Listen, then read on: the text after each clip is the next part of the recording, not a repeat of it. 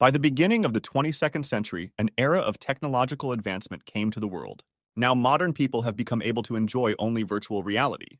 The reason was simple. Virtual technology had begun to read the tiny electrical impulses sent by the brain so well that it would feel as if you were actually moving. Soon, there was nerve simulation to enhance the experience. In the new fifth generation, the speed of simulation increased 100-fold. It went far beyond simple physical sensations, encompassing all of a person's senses and thoughts. A guy in a homemade green t-shirt was lying on the bed with his hands in the air. He was wearing a virtual reality helmet over his eyes. He laughed and waved his hands in the air contentedly. Lee Hoyeon realized that he was already addicted to games, but he couldn't resist.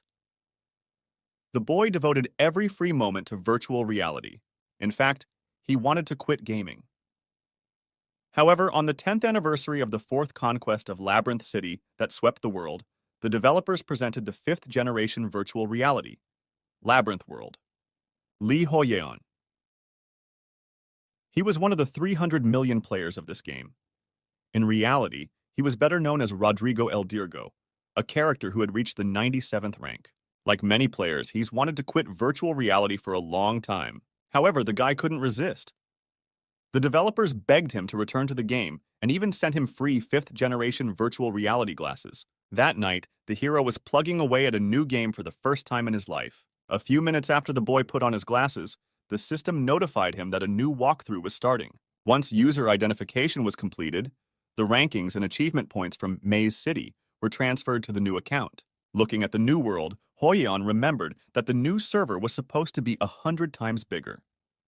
Admiring the picturesque city in front of him, the guy realized that everything around him already looked different. Then the system suddenly informed him that for every 10,000 points of achievement in the previous game, the player would receive 1 experience point. Such a drastic reduction in the number of points threw the boy into a stupor. The guy got very upset at the sight of this news. He thought that the developers' attitude to their best players was too biased. Immediately, the system alerted to the fact that Hoyeon didn't have any characters. It then showed some possible character starter sheets. The hero thought that this time the developers had somehow made things more complicated. That's when he decided that the server moderators probably wanted him to make a mistake and create a lame character. However, remembering that the amount of his experience equaled 197,500 units, the hero without a second thought chose the extended premium list. Seeing the low cost of this option, the boy excitedly rejoiced that he had earned so much experience in the last game. Immediately, the game highlighted basic character information. Looking contentedly at his stats, Hoyeon realized it was about time he picked a much cooler name. After some thought, he decided that his character's name would be Wilhelm Meyer. The hero started spending all the experience earned in the last game. Hoyeon wasn't an ordinary ranker. For someone who entered the top rankings, the guy's synchronization speed was incredibly slow. In this situation, normal character control was out of the question, so he had to brave a different path. Such pioneers were called unconventional players. In Hoyeon's mind, a great plan was born. He decided to show the new game his amazing secret. After distributing all the experience and completing the synchronization, the hero found himself in the city of Bram. The streets of the medieval settlement were packed to the brim with people. The morning sun illuminated the picturesque neighborhoods. Life inside the city was boiling. The bays were jammed with goods and shoppers eager to buy them. But the measured calm was disturbed by the appearance of a strange man. The people around him looked at his unusual appearance in bewilderment. A dark hood covered his head. He had a distinctive scar on his face, cutting his mouth in half. The unknown man was clad in expensive, shiny armor that emitted a strong aura. The people around him looked away in fear. Suddenly, the strange man's gaze fell on a girl standing nearby, squeezing anxiously nearby. The bully growled angrily and grabbed the beauty by the arm. The girl cried and asked him to let her go. The type in armor ordered the victim to answer where the guild was located. Trying to calm down, the girl said that she would take the stranger. Meanwhile, behind the creepy, bulky man's back stood Hu Young nervously. A few players were observing the situation a little further away. They were surprisingly discussing the situation, claiming that the newcomers were no longer the same. Others said that the tall, strange-looking man had a very threatening appearance. The creature's name was Caesar. Turning around, he answered the guy that he recognized where the guild was. The players standing behind him mockingly called out to the tall type, asking why he needed such a weak subordinate. Many outside viewers had the question, who is this odd couple? Meanwhile, the sun had gradually entered its zenith. The calm, bright shopping districts have been replaced by grim gray slums. There were drunks and drug addicts hanging around. The atmosphere was getting depressing. The unusual company sees Caesar, Hoyan, and a crying girl enter a neighborhood called the Brahma Slum. Looking at one of the street drunks, the bulky man in shiny armor asked what the man was staring at. At that moment, the hero thought he'd screwed up big time. With a shudder as he looked at his minion, the boy thought it was a creature similar to the final boss of the Demon World Lord. But in fact, it was the boy's slave, the one he had spent all his experience on. An hour ago, while creating his character, Hoyeon had been looking at the resulting configuration. He decided that even though he'd spent all his experience, he'd made a good man. The satisfied hero marveled at the fact that he had gained not only rare skills, but even rarer talents, such as the genius talent. He also had enough experience and money to equip his minion with unique weapons and rare armor. With this set, his minion should have been mistaken for a very experienced player. Admiring his plan, the hero thought that he himself does not reach even a third-rate gamer, but he found a way to reach the top of the rankings. You just need to create a competent subordinate and develop him. Let the unconventional game begin, shouted Hu Young as he saw the notification that the minion creation had begun.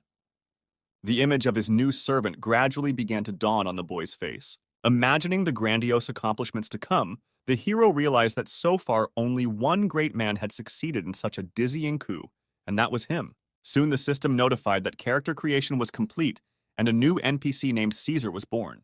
Having looked into the eyes of his subordinate sparkling with intelligence, the guy realized that he hadn't invested extra points in intelligence for nothing. Looking at the slave's massive body with pleasure, Hu Young thought that even though this guy was a bit creepy, he was now a subordinate and would obey him unconditionally. That's when the boy fairly realized that he hadn't killed so much time on customization for nothing.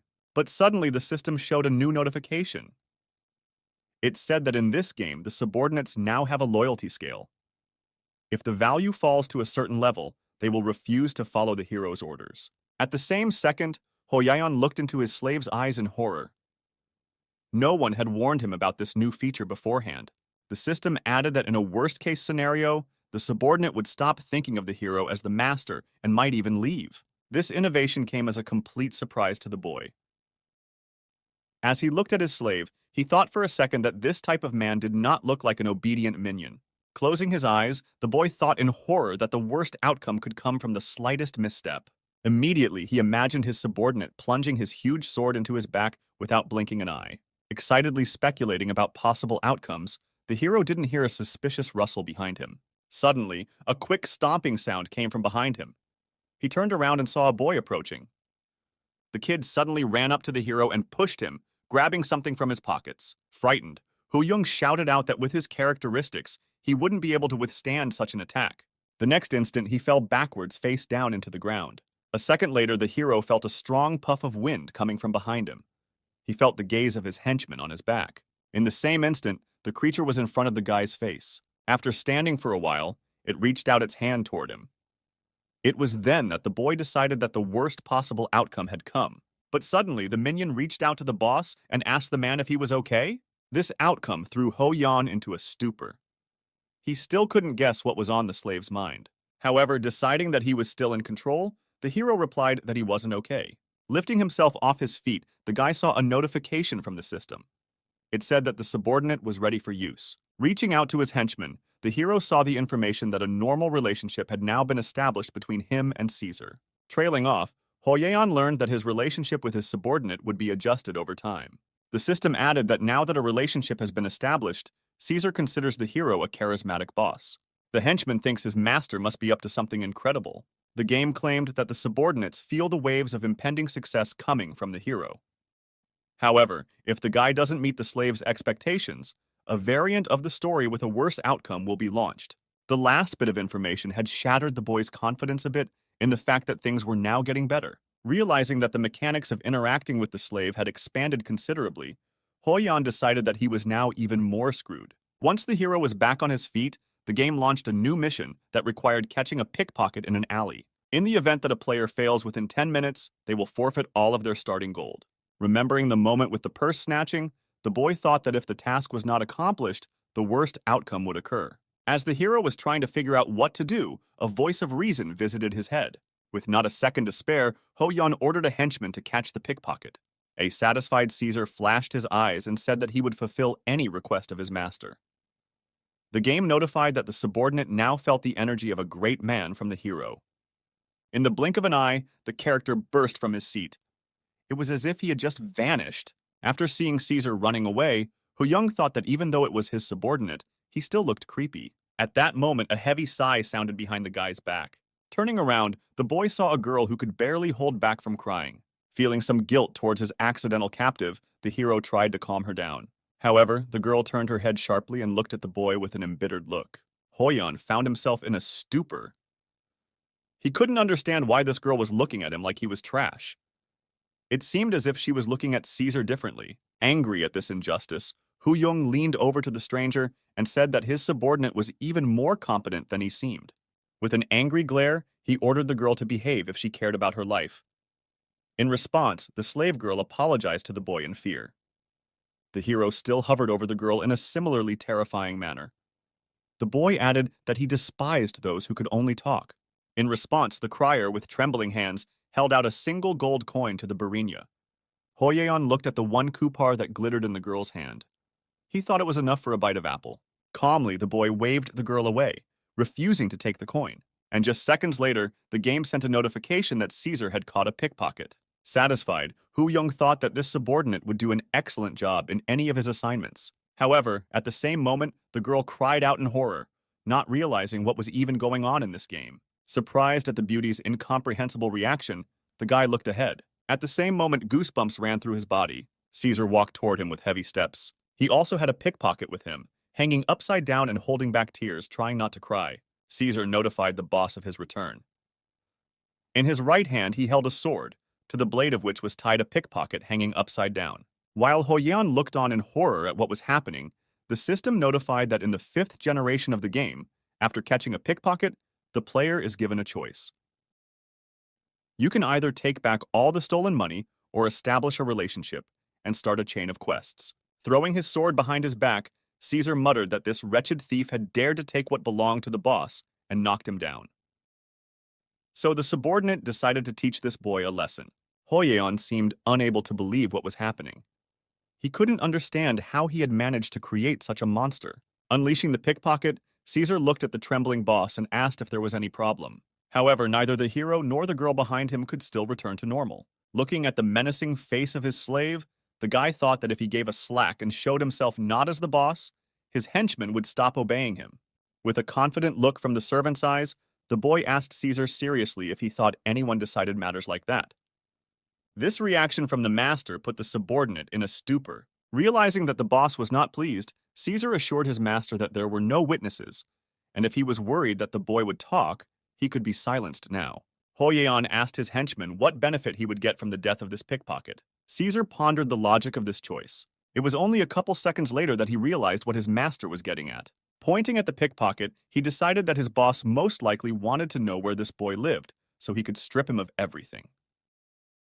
Minion was certain that his boss would not be satisfied with a lesser outcome. Grabbing the pickpocket by the head, he bowed and apologized to his host for not immediately understanding his intentions. From the outside, this scene was quite surreal, however. In reality, there was a bit of drama going on here. Turning his head away, the hero thought that what he really wanted was a quest.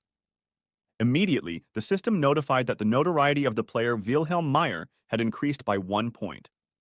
A couple seconds later, Caesar received a stash from the pickpocket. The small pouch contained 200 gold coins. Both Ho-yeon and the girl opposite were surprised where the boy had collected so much money from.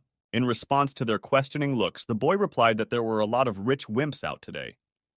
He said that when a lot of new adventurers come to town, the pickpockets in the slums become more active.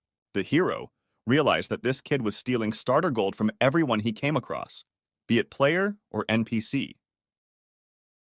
Surprised by this skill, Ho-yeon thought that this pickpocket was worth taking a quest from. Leaning over the child, the boy asked if he would ever steal here again. In tears, the boy replied that he would never steal again.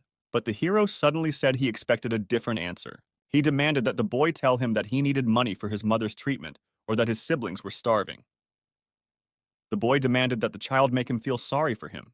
And in that case, Ho-yeon promised to get the boy out of this damned hole and would help him find a proper job, after which he would get the reward he deserved. Some phrase about a reward, Caesar grabbed the pickpocket and menacingly ordered him to share his share with the boss. Looking furiously at the poor child, he shouted that from that day forward, he would give his master 90% of all profits.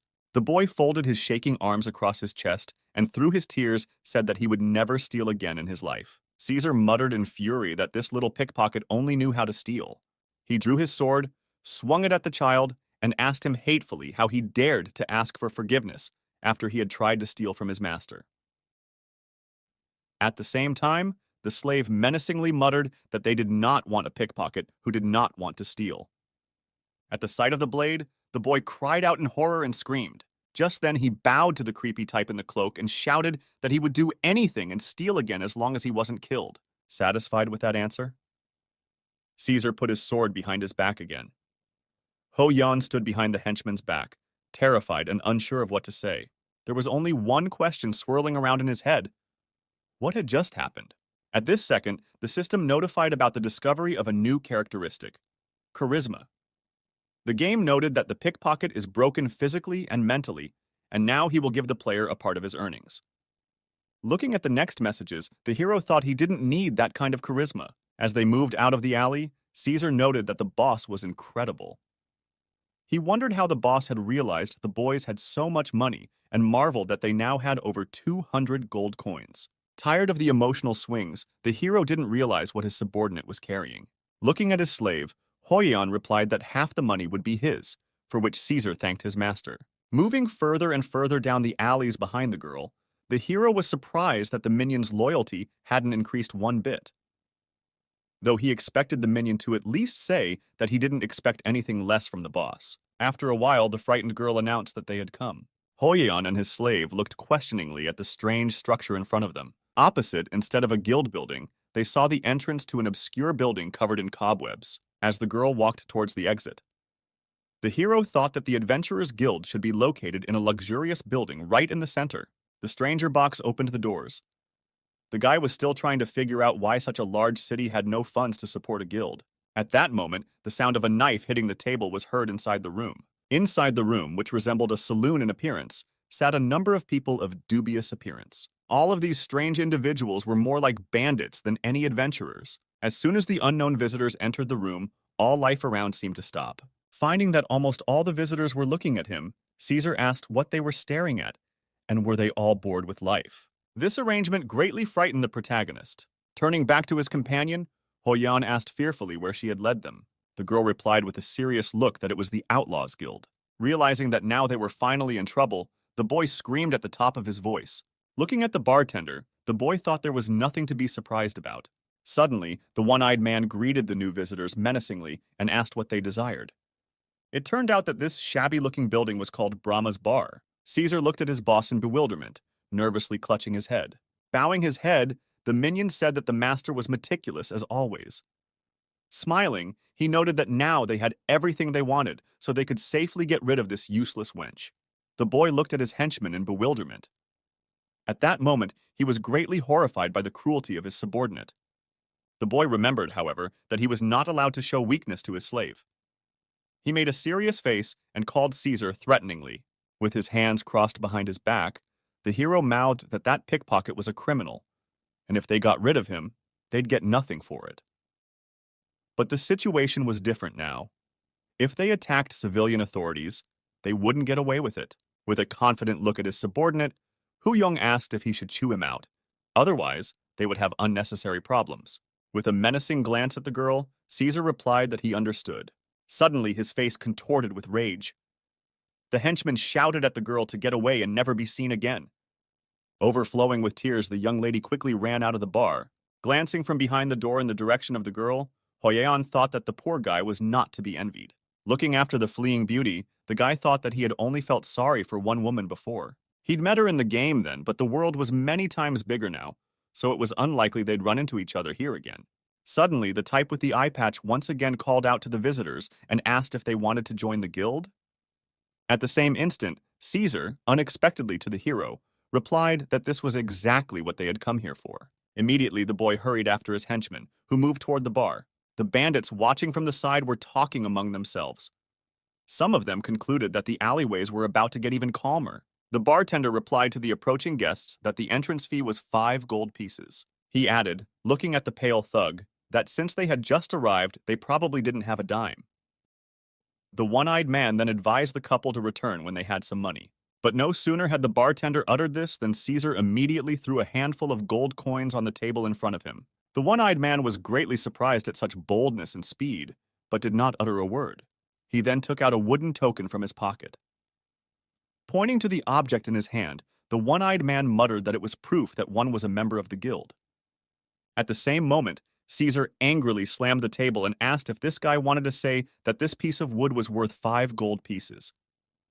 The henchman looked his opponent in the eye and asked if he was trying to deceive his boss. Hearing the last phrase, many in the audience wondered who this strange bulky man was talking about. Looking at the boy next to the pale type, some of the bandits wondered why this boogeyman would obey such a brat. Some laughed, saying that the boy must have some dirt on the big man.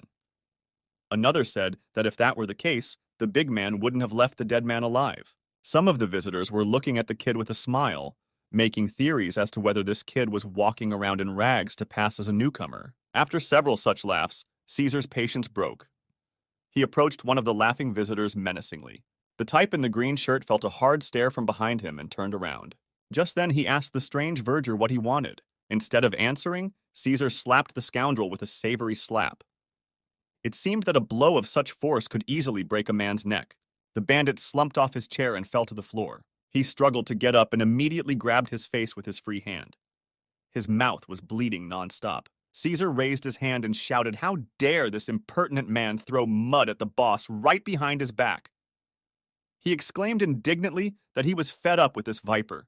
With hatred, after looking around at those present, the slave stated that it looked like he would have to kill them all. Caesar reached for his sword behind his back. All the people around him rose from their seats in suspense. However, at the same second, his henchman was called out by Hoyan. Seriously looking at his subordinate, the hero stated that slums have their own laws. A formidable look in Caesar's eyes, the guy stated that the local rules should be respected by anyone who came here. The slave turned and looked nervously at his master. Still, after a few seconds, he let go of the sword and obeyed his master's will. Only then did the terrified visitors rush to help their partner, who was lying in a pool of his own blood. In an atmosphere of absolute silence, Caesar approached the bar again. Just then, the minion asked the one-eyed man if there were any tasks for them. Hoyan supported, and added that since they were here, they would like to get to work. After pondering the appropriateness of accepting such dangerous people into the guild, the bartender still pounded on the table. At the same moment, several information panels with possible assignments opened up in front of the partners. The hero and his subordinate viewed the proposed errands skeptically.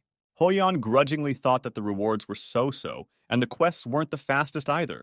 And yet the hero's gaze fell on one of the proposed quests. It offered to extort money from a defaulter. The guy decided that this job was just for them.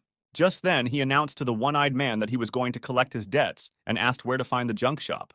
The guild representative said that they were being escorted out and called out to his subordinate Hans. Suddenly, the voice of a bandit was heard behind him. He claimed that he only worked for money. Upon returning, the hero saw the very same Hans. This debtor of the guild stated that the first rule of their organization is that nothing is free. The boy looked dejectedly at the new noble guide. They had just joined the guild and already they were so disappointed. Outside, evening was gradually approaching. The sun was already nearing its setting over the horizon. Chance fairly drove his traveling companions, leading them to the slum market. At one point, Caesar suddenly grinned and muttered that the boss, as always, had chosen the most profitable case. He added that he could not believe that the boss had decided to confiscate and sell all the goods of this debtor. This sudden abruptness of the henchman once again startled the hero. Just then the guy thought that if he suddenly left his brainchild somewhere around here, Caesar was bound to do some damage. After thinking about the answer, Young explained that this time, he needed to behave more respectfully and not make any hasty decisions. Even so, however, he could not escape the steady, smiling gaze of his ward. As they approached one of the structures, the Gans fairly shouted that now they were finally in place. After waiting for his traveling companions, the fat man entered the room. The hero and his henchmen followed the guide. And they were surprised to find that there were too many expensive goods for a junk shop. Looking over the assortment, The guy thought that this was obviously not a very ordinary store. There was a dark-skinned man sitting on a pile of goods in front. He grudgingly asked who had brought him again. This suspicious stranger's name was Bill. As he rose to his feet, he explained that he doubted that the visitors had brought anything to sell, and they must have been sent by the guild. Unexpectedly, the hands of this junk man were in some kind of mud. Hans recoiled in disgust and asked not to be touched. Just then he noted that Bill never washed his hands before the guild people visited. At the same second, Caesar asked all the visitors to disperse and walked towards the junk dealer. The henchman whispered that he would do as the boss asked. But at the hero's questioning look, he explained that he would only follow the local laws. After explaining his intentions, Caesar walked on. A surprised Hans asked the guy what the guy had just called him. Hoyeon asked the guy to shut his mouth. Bill extended his grubby hand to Caesar, saying that he was very glad to meet him. The strange man was silent in response. At the same moment, he, unexpectedly to everyone present, calmly shook hands with the junk man. The handshake was quite long, and Bill felt uneasy for a moment. The stranger wasn't going to let go of his hand, but squeezed it tighter and tighter. At some point, the pain became unbearable, and the junk man screamed. Caesar asked angrily if the man was really happy to see them. But a moment later, Bill's entire body pulsed with electrical impulses. After a while, the junk man, unable to stay on his feet, collapsed to his knees. And in the next second, the entire huge body of the dark-skinned type completely collapsed to the ground. At the same moment, he stopped breathing and showing signs of life. And the system announced that Bill, the junk dealer who owed a lot of money to the guild, was dead. Such a turn of events over the hero in an incredible shock. He could not believe that he had created a monster that could kill people with a single handshake. The next instant, the game announced that the player had received 350 gold as interest. After a while, Caesar threw another pile of coins on the table in front of the bartender. The one-eyed man crossed his arms over his chest and looked skeptically at the delivered gold. However, there was no limit to his surprise. The unusual newcomers had gone quite a bit overboard in completing the task. Hoyeon mumbled that they hadn't touched anything in the store, and the guild would handle it from there. One-eyed replied that he had nothing more to say to the newcomers. The system notified about the completion of the tax collection quest.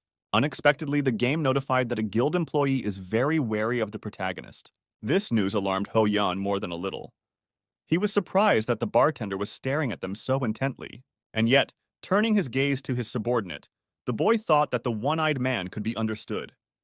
He had given them a simple task, and they had killed the debtor and taken all his money. After looking over Caesar, the bartender said they could at least be sent into the maze now, and they'd still have no problem getting through there. He then asked the logical question, why waste such power? Besides, it would only cause trouble here. Caesar replied that it's all because the boss wants it that way, and he doesn't need any other reasons. Hans, who was standing behind him, asked the hero if he could take another assignment and leave the dusty work to those who still had a family to feed. Hoyeon replied that he didn't like the other tasks. Hearing that, the bartender sighed heavily. Realizing that further excuses were useless, the one-eyed man said that since the newcomers had a lot of money, he could raise it. Looking into the eyes of the protagonist's henchman, he mouthed that 10 gold pieces for 2 would settle the matter. Without a word, Caesar immediately threw another dozen gold coins on the table. Glimpsing at the gold in front of him, the guild employee was surprised that these types didn't even count their coins. In response, he tossed the new recruits the badges worn by official guild members. Pointing to the medallion, the one-eyed man explained that they were enchanted so that they could recognize other faction members. Also, the guild skills could be developed with these badges. With a glance at Hoyeon, he added that the guild deposits were spent on them and it was best to hide them, lest some vigilant citizen accidentally stumble upon them. The hero thanked the one-eyed man and held out his hand to take the medallion, but he immediately took the badge for himself. The bartender replied that he was merely showing the newcomers what the official guild symbols looked like. The guy was perplexed as to why they had to be bullied like that. But at that moment, the guild officer uttered that the bearers' names had to be put on them before they could be given the medallions. Looking at the infuriated new boy, the one-eyed man asked if he couldn't just have a joke. Not hearing a reply, he offered to tell him where the guild members could live. But no sooner had he begun to speak than Caesar reached out his hand and grabbed the faction representative by his shirt. Gritting his teeth, he asked, "How dare the man make such a joke?" Without answering the monster's question, the faction representative stated that newcomers to the guild could live in the rooms for free. Caesar, however, was still not satisfied. The henchman replied that he did not care, for the man had made fun of his master. Hoyeon, afraid to utter a single sound, thought he was interested in hearing about free housing in general. Looking ruthlessly at his victim, Caesar ordered the one-eyed man to apologize to his master. Just then, he ordered the bartender to never joke around again if he suddenly wanted to live any longer. However, the guild officer didn't say a word. There was a tense silence in the room. After a few seconds, the one-eyed man asked his opponent if he thought it was overkill.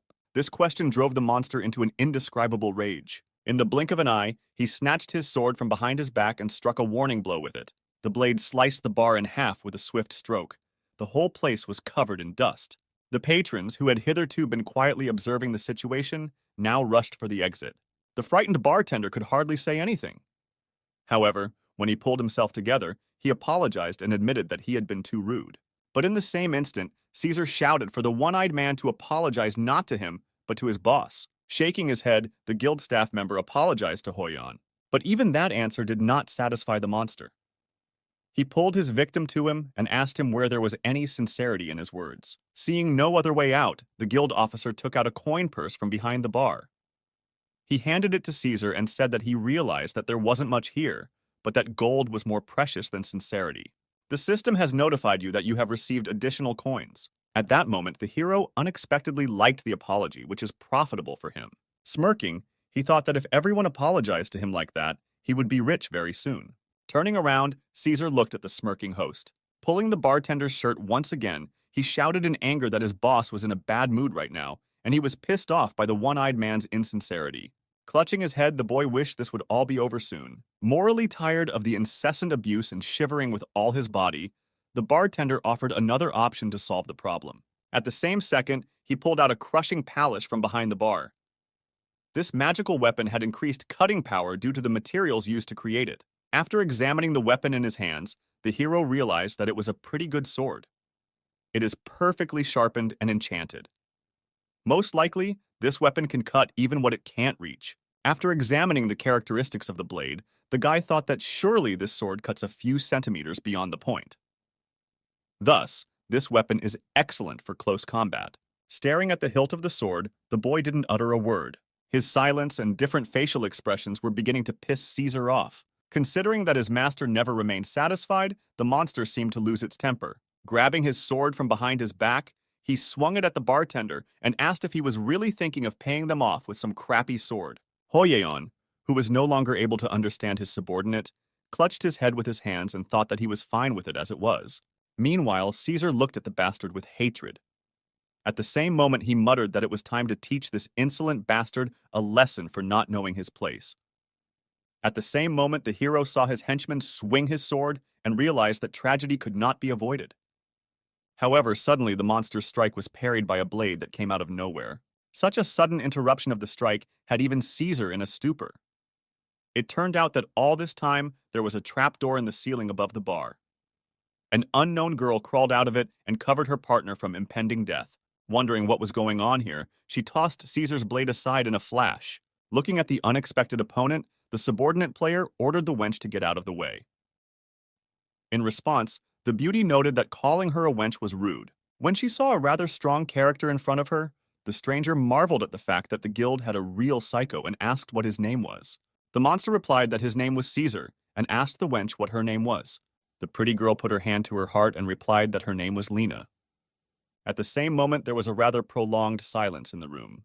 Hoyeon was horrified at how this stranger could speak so calmly to Caesar. The henchman once again ordered the wench out of the way. In response, Lena grabbed her head and laughed, wondering why Caesar would ask her name if he was calling her names anyway.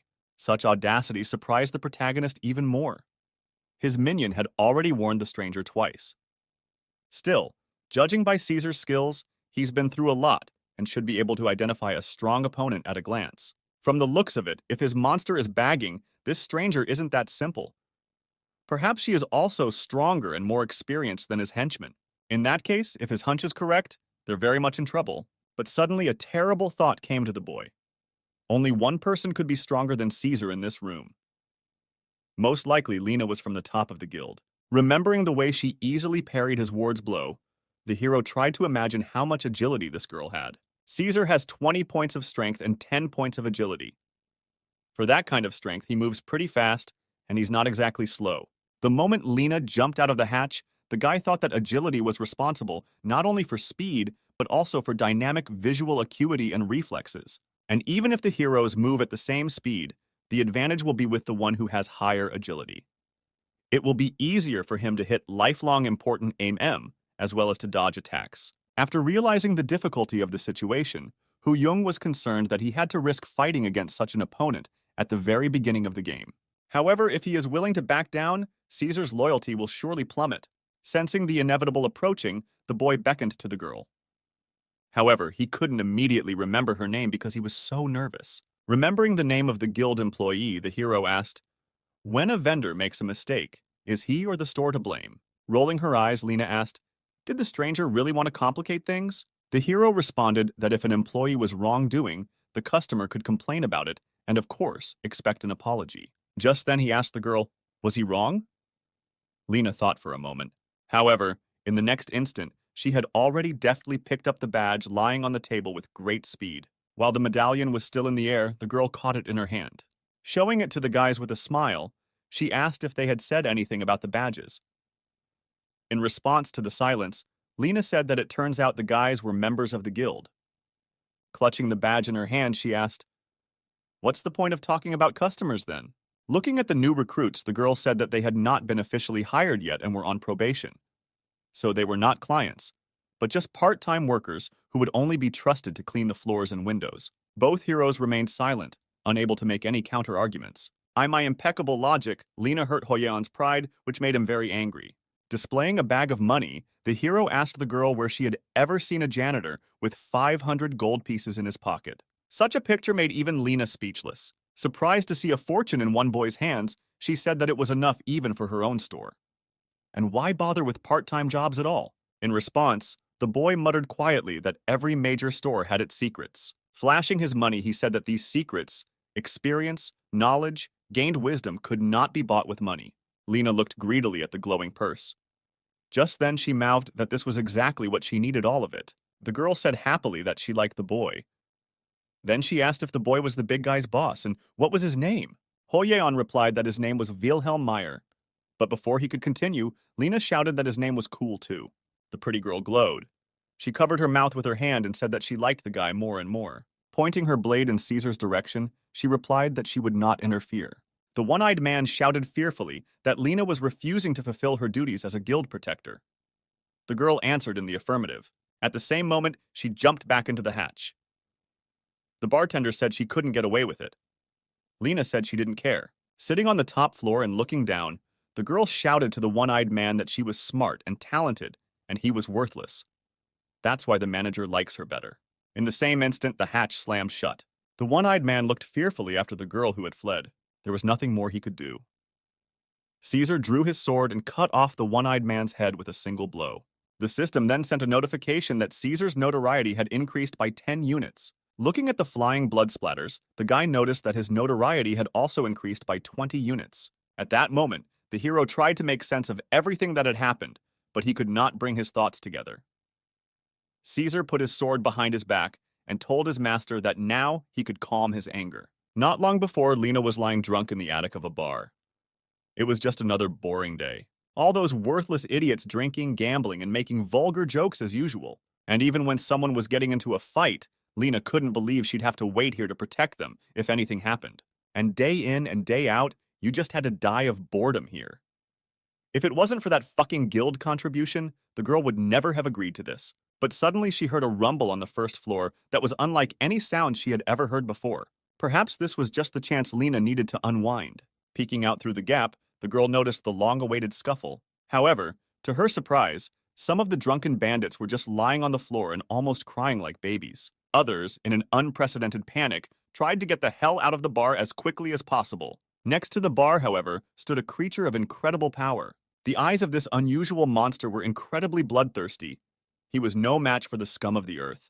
At one point, the bulky man shouted at the bartender to apologize to his boss. Such an unexpected discovery alarmed the girl. Did even this monster have its own bosses? At this point, the one-eyed man turned to his left and started apologizing to some guy.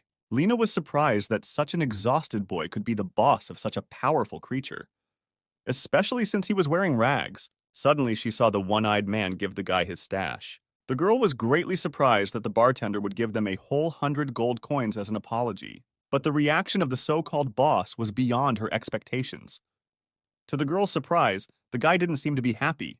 His face was distorted by some strange grimace. The huge monster shouted to the one-eyed man that his master was in a bad mood.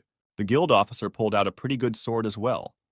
Lena had expected a completely different reaction. The boy's oddly goofy look told him that there was no way the bartender was going to pay him off with some crappy sword. And in the next instant, the monster drew his sword from behind his back and swung it, wanting to kill the one-eyed man. The girl was scared that this crazy man had decided to kill a criminal guild worker. After all, in this town, that's tantamount to suicide. So immediately she stuck her head out and parried the creature's blow. A little later, Lena became completely confused when she saw this boy cough up 500 gold coins. However, after the strange-looking guy said that secrets, experience, knowledge, and wisdom could not be bought for money, the girl realized everything. It wasn't the wallet she was considering at that moment at all. Lena realized how wrong she'd been about this boy, and she decided not to interfere in their affairs. She was sure that this Wilhelm Meyer with his tired eyes had great potential. The thing is, this guy had a bad look precisely because of poor synchronization. However, Caesar's recklessness now led to unpredictable events. Now, a criminal guild employee who was a non-player character is dead. If the guild members decide to avenge him, Caesar won't be able to deal with them. Therefore, you can't even dream of playing a normal game. Though it's probably because initially the whole game went abnormal. Hoyeon stared intently at his ward. He noted that Caesar was always doing what he wanted to do. When asked if the henchman realized what he had just done, the monster replied that surely the bastard's death wouldn't be enough to appease the boss's anger. It was probably necessary to torture him, find his family, and kill them all. Deciding that he realized his mistake, Caesar apologized to his host and explained that it wouldn't happen again. Ho Yan was angry and thought his subordinate understood the need to apologize again, but he turned the rest of it upside down again. Suddenly, Lena peeked out of the hatch again and shouted to Caesar that his boss was a real monster. She added that it was the first time she'd ever seen someone so tough. The boy looked surprised, but eyed the newly shown girl and wondered what she wanted with them. Caesar asked the wench why she was repeating obvious things. Then he added that the boss was the greatest man, and very soon he would create a dark organization and destroy this world. Ho Yeon grabbed his head with his hands again and thought that if his slave didn't shut up, he would soon be considered an idiot by everyone. The pretty girl smirked and replied that it was just wonderful. Suddenly, she tumbled out of the hatch and landed lightly on one foot. Pointing to herself with her hand, Lena replied that she was 16. She specializes in security and assassinations, and she has connections in the criminal guild. She also noted that she was an assassin who would grow up to be an incredible beauty. The girl then asked Caesar if he thought his boss needed a nugget like her. At those words, the guy snickered and decided that this nutjob just had inflated self-esteem. The hero asked the girl if she herself could hear what she was saying, to which Lena replied that she understood everything perfectly. Pointing her finger at Caesar, she said that now she might understand why this bloodthirsty maniac was following the boy. Hoyeon put his palm to his face and thought that these two would definitely drive him to his grave. Lena excitedly asks the hero if the thug is really telling the truth about the guy creating a dark organization to destroy the whole world. Without even listening to the answer, the girl raised her sword up and said that if that was the case, then their organization was 100 times better than some rundown guild. Summarizing, she looked into the guy's eyes and said that she, Lin's assassin, was willing to work for him. Plus, the crazy girl added that she has a flat rate. The hero, irritated, replied to Lena that she would get nothing, and that it was better for her to achieve everything on her own. In his heart, he thought he had enough of Caesar. However, the girl, as if she hadn't heard a single word, shouted that she didn't expect anything less, and from now on, she was the guy's second subordinate. At the same moment, the game announced that Lin's assassin had become Hoyan's subordinate. In addition, the game noted that despite the current characteristics, the player managed to recruit an assassin, thanks to which he gains 3 units to charisma. In this, Caesar's loyalty increased by 1 point. Already completely confused, the hero didn't understand why this girl was cheering after he said she wasn't getting anything from him. His team now included a deranged maniac and a murderer. Looking at the crazy beauty, Hu Young thought it was a natural Caesar in a skirt. Just then, the system sent a new notification. According to it, in the new world, NPCs can voluntarily join the player. If you reward them well, they can become even more loyal than your own subordinates. Meanwhile, the hero and his henchmen found themselves in Bram Square. Caesar asked the slumped boss if the wench could really handle it. Just then, the guy remembered how the girl had yelled to him about how she remembered him 100% and would have no problem finding him. So he told the henchman not to worry. In response, the subordinates humbly apologized. Hoyeon thought that he hadn't done anything special, but he was already exhausted. The guy couldn't get his slave's behavior out of his head. Given the way Caesar behaved in the Outlaws Guild, he would likely swing a sword in the Adventurers Guild as well. However, even there, such blunders are not forgiven. If something goes wrong, they're finished. In that case, his character would also disappear, and all relationships with Caesar would come to an end. Moreover, the 300 million in-game currency earned in the 4th generation would also disappear forever. The hero has decided that he can't just watch his subordinate, on whom he's spent everything he's earned in 10 years, turn into an incredible NPC. Seeing the boss's interest, Caesar asked why the boss was staring at him like that. However, the frightened fellow only turned his head. Suddenly, he saw a crying girl not far away from him. The child poured in with tears and called desperately for his mom. It was then that Hoyeon had an idea. He turned to Caesar and asked him if he could see the girl crying. And the henchman's affirmative answer, the hero asked what he wanted to do looking at this girl. The monster thought for a moment. He silently settled on the baby, who wouldn't stop calling for his mom. For a moment, the boy thought his plan had worked. At the same instant, the henchman waved his hand. Immediately, he furiously muttered that the boss must be trying to make this little girl beg. Excitedly, he looked at his master and said that he was truly cruel. Hoyeon slammed his hand on his face and realized that this type was just evil in the flesh. The hero clarified to his subordinate in a last hope that he was not asking what he wanted, but what Caesar himself wanted. Then the monster finally thought about how he would act in such a situation. At the same moment, the henchman moved towards the child. The girl looked with tearful eyes at the tall man who came out in her direction. Caesar's face was, as always, unwavering and stern. But despite Hoyeon's hopes, his subordinate passed. A little later, he said that he wouldn't waste his time on it. The hero replied that at least that answer was fine with him. After a while, the partners reached a colossal whitewashed building. The monumental structure, which was a likeness of Greek pantheons, was the headquarters of the Adventurers Guild.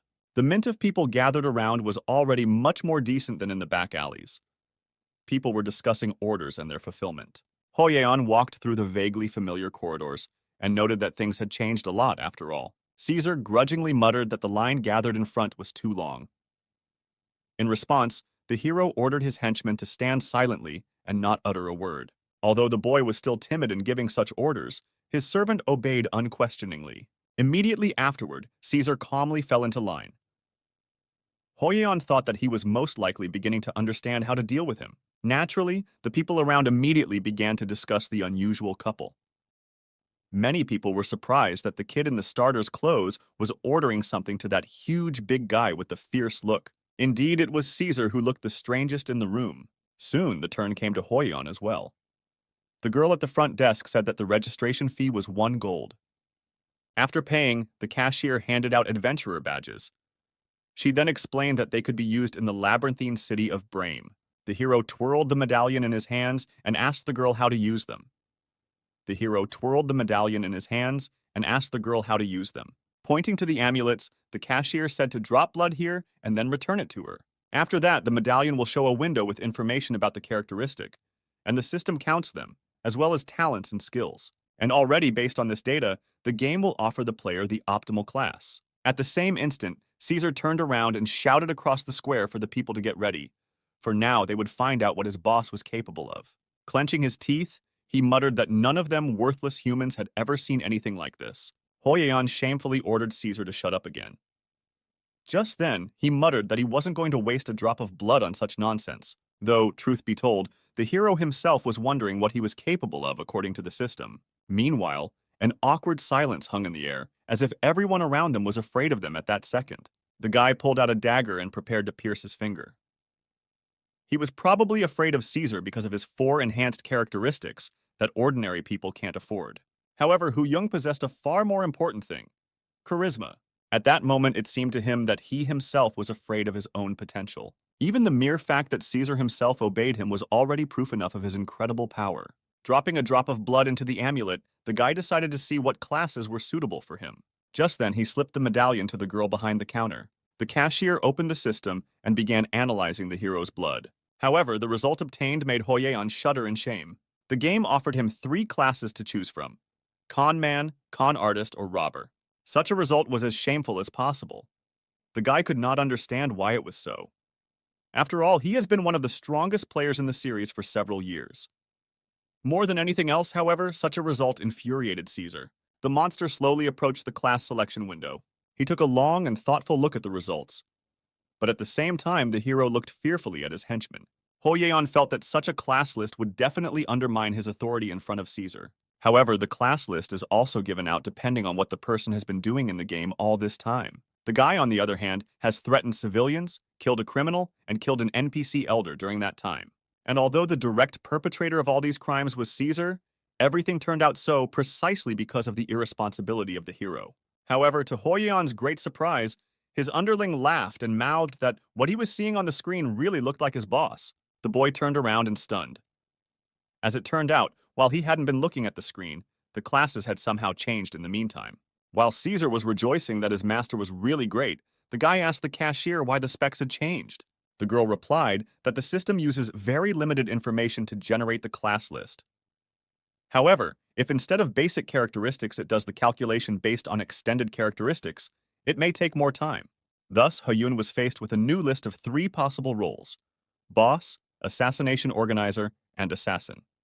Caesar was still at it. While insisting that the subordinate must match the greatness of the boss, he remarked that he was the only slave, which meant that his contribution would be the most significant. The hero tried to shut the minion up, to which the monster replied that he understood that there was no need to say something so obvious. And yet Caesar could not calm down and constantly laughed at the fact that his master was once again the greatest. In the end, Hoyeon chose the boss class. Classifications emphasize the development of charisma. The stronger the members of the organization, the stronger the boss. Going about his further business, the lad asked his henchman what class he was. Caesar replied that he was the most common marauder. Hoyeon replied that it was the most appropriate class, though he wasn't really surprised. The satisfied subordinate thanked his master for the praise, though it was not a compliment. There were quite a few people crowded in the waiting room of the Adventurer Guild. Suddenly, someone shouted menacingly, calling everyone present as lowlifes. Caesar sat opposite the main group of people waiting. He placed his sword beside him and contemplated the weaklings across from him, saying that they had been very lucky today. Out of fear of the huge creepy type, one of those present suddenly thanked him for the honor. The protagonist could not understand why this type suddenly decided to say thank you. Caesar, meanwhile, was still not satisfied. As he looked at the people in front of him, he said that those who had good reasons to get out of here would be spared. Hoyeon looked at the servant questioningly. This monster was still acting like a lunatic. Just then, the guy gathered his strength and shouted at Caesar. He said he had already asked repeatedly to respect others. The subordinate looked at the boss. He repeated the demands for respect for outsiders and apologized to the boss. However, the monster added at the end that he needed to put it differently in that case. He said he would keep his promise and let everyone leave alive. Such extreme ferocity coupled with incredible stupidity both greatly annoyed and frightened the hero. At that moment, the guy thought again that if they did something weird here, the strongest adventurers would come after them. Young suddenly wondered, is this jerk acting like this because of his class? In this game, the looters are getting stronger with each new kill. The hero thought that his subordinate's bloodlust was a bit much. Suddenly the boy thought, has his minion decided to start killing right now? He suddenly remembered his servant's phrase that he would not let everyone out alive. When he looked into Caesar's eyes, Hoyeon saw absolute rage in them. At this point, one of the adventurers picked up a bag of coins and shouted that he had completely forgotten to put money in his account. When asked by Caesar how much money there was, the frightened boy replied that there was only 1 silver and 30 bronze. The enraged monster asked the brat if he really thought a deposit would help keep his savings intact. Just then, he accumulated energy in his right hand and angrily muttered that it was better for the guy to provide this money to him.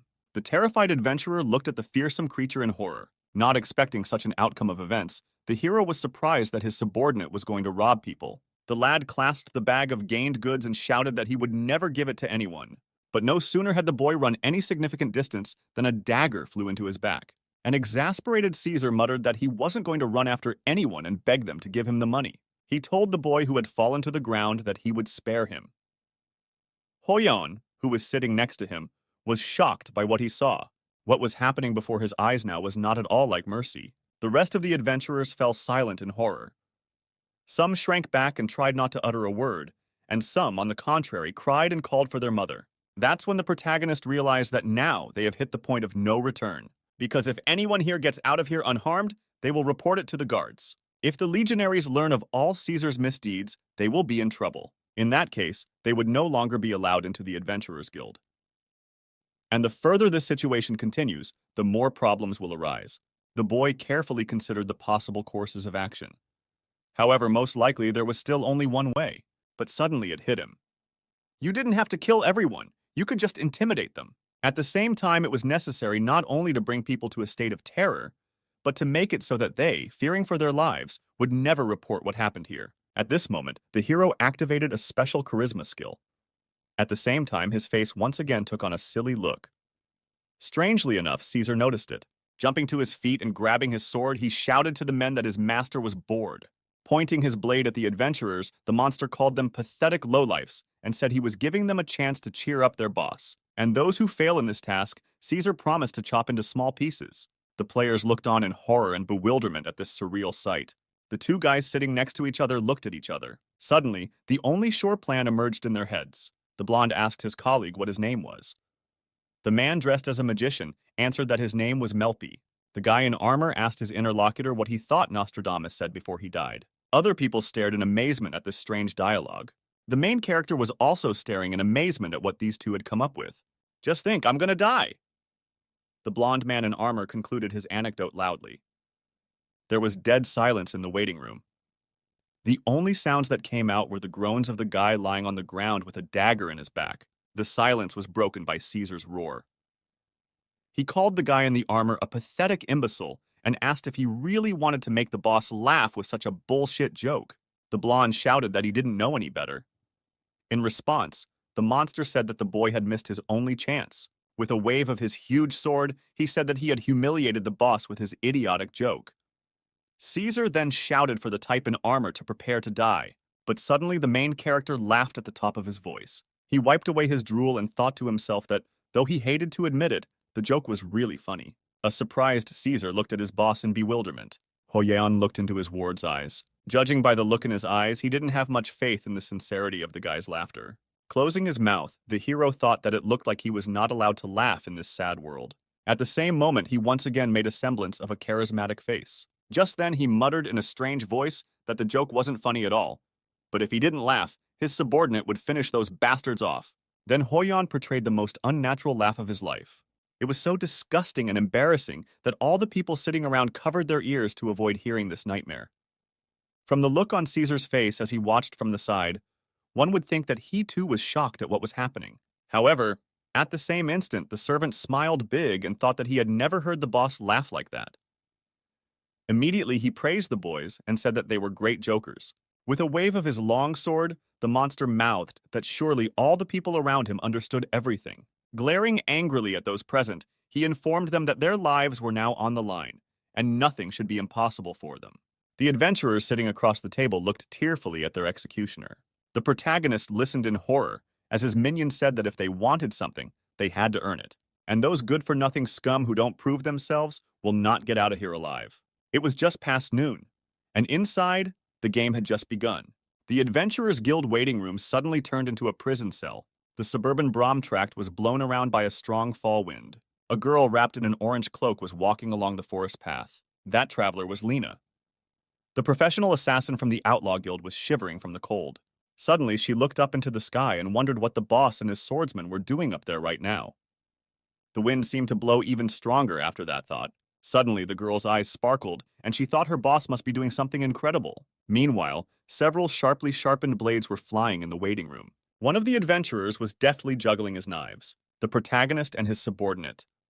They watched the action without making a sound. Suddenly, the kid staggered, and one of the blades was not in his hand at the right moment. The knives that remained in the air came at him, slicing through flesh and digging into his body. At the sight of this picture, Hoyeon and Caesar started laughing uncontrollably. At the same time, Lena couldn't stop thinking about her boss. The girl remembered with rapture his strange look. It was a man who surely didn't care about any danger. The assassin was very curious to know what lay behind that intangible, unimaginable charisma that could not be fathomed. Just then, she remembered Caesar's words about his boss creating a dark organization that would destroy everyone in the world. But suddenly it dawned on the girl what organization we were talking about. In ancient urban legends, it was said that only the chosen one would be given the opportunity to create a dark organization beyond the control of any guild that would destroy the entire world. That person was to be the Demon Lord. Immediately, her boss's face popped up in Lena's mind. The girl remembered the look in his eyes that denied everything human. Surely Wilhelm Meyer is going to destroy the world. Meanwhile, Hoyeon and Caesar still continued to watch the troublemakers in the same way. The girl dressed as a knight grabbed her head and shouted that she couldn't take it anymore. She should earn money to pay for her mom's treatment, not be here. The hero scrunched his nose after hearing these words and pondered over the words of the unfortunate woman. Waving his hand, he suddenly muttered that it was all mortal boredom, and he didn't believe a word the girl said. Meanwhile, Lena continued to think about her boss. The assassin concluded that her new boss was the quintessence of all evil. Immediately, the girl's face sparkled with joy. She thought that her boss would surely be able to handle whatever he had in mind. Lena then happily imagined that she was now her boss's second subordinate. Immediately, however, the situation that had happened a little earlier came to her mind. Alas, she had failed at even the simplest of tasks. The assassin was upset that she had failed the first mission. Because of this, the criminal guild will surely decide to pursue the boss. And even though the boss is too powerful, he will have a hard time. But then a great idea popped into the girl's head. After coming up with a great plan, she decided that her new master probably couldn't manage without her help. With those words, the young assassin snapped out of her seat and raced away. Meanwhile, in the labyrinth city of Brame, night gradually fell. The cozy cobblestone neighborhoods gradually emptied out. However, there was a couple standing under one of the dimly lit street lamps. Caesar asked the boss what he wanted to say. Hoyeon, rubbing his shaking shoulders, replied that the wind was freezing cold. He then asked his subordinate how he was feeling. Caesar, without changing his expression, replied that he felt fine, as a warrior is not afraid of cold or heat. These words seriously alarmed the player. He looked at his minion's back. Just then, the boy thought, "You can't admit to being cold in a case like this."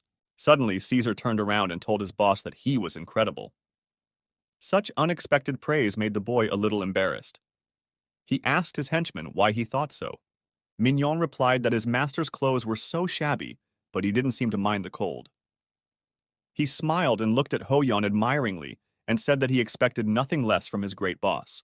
As he sucked in a protruding sniffle, the hero wondered if the oaf couldn't see how cold he was.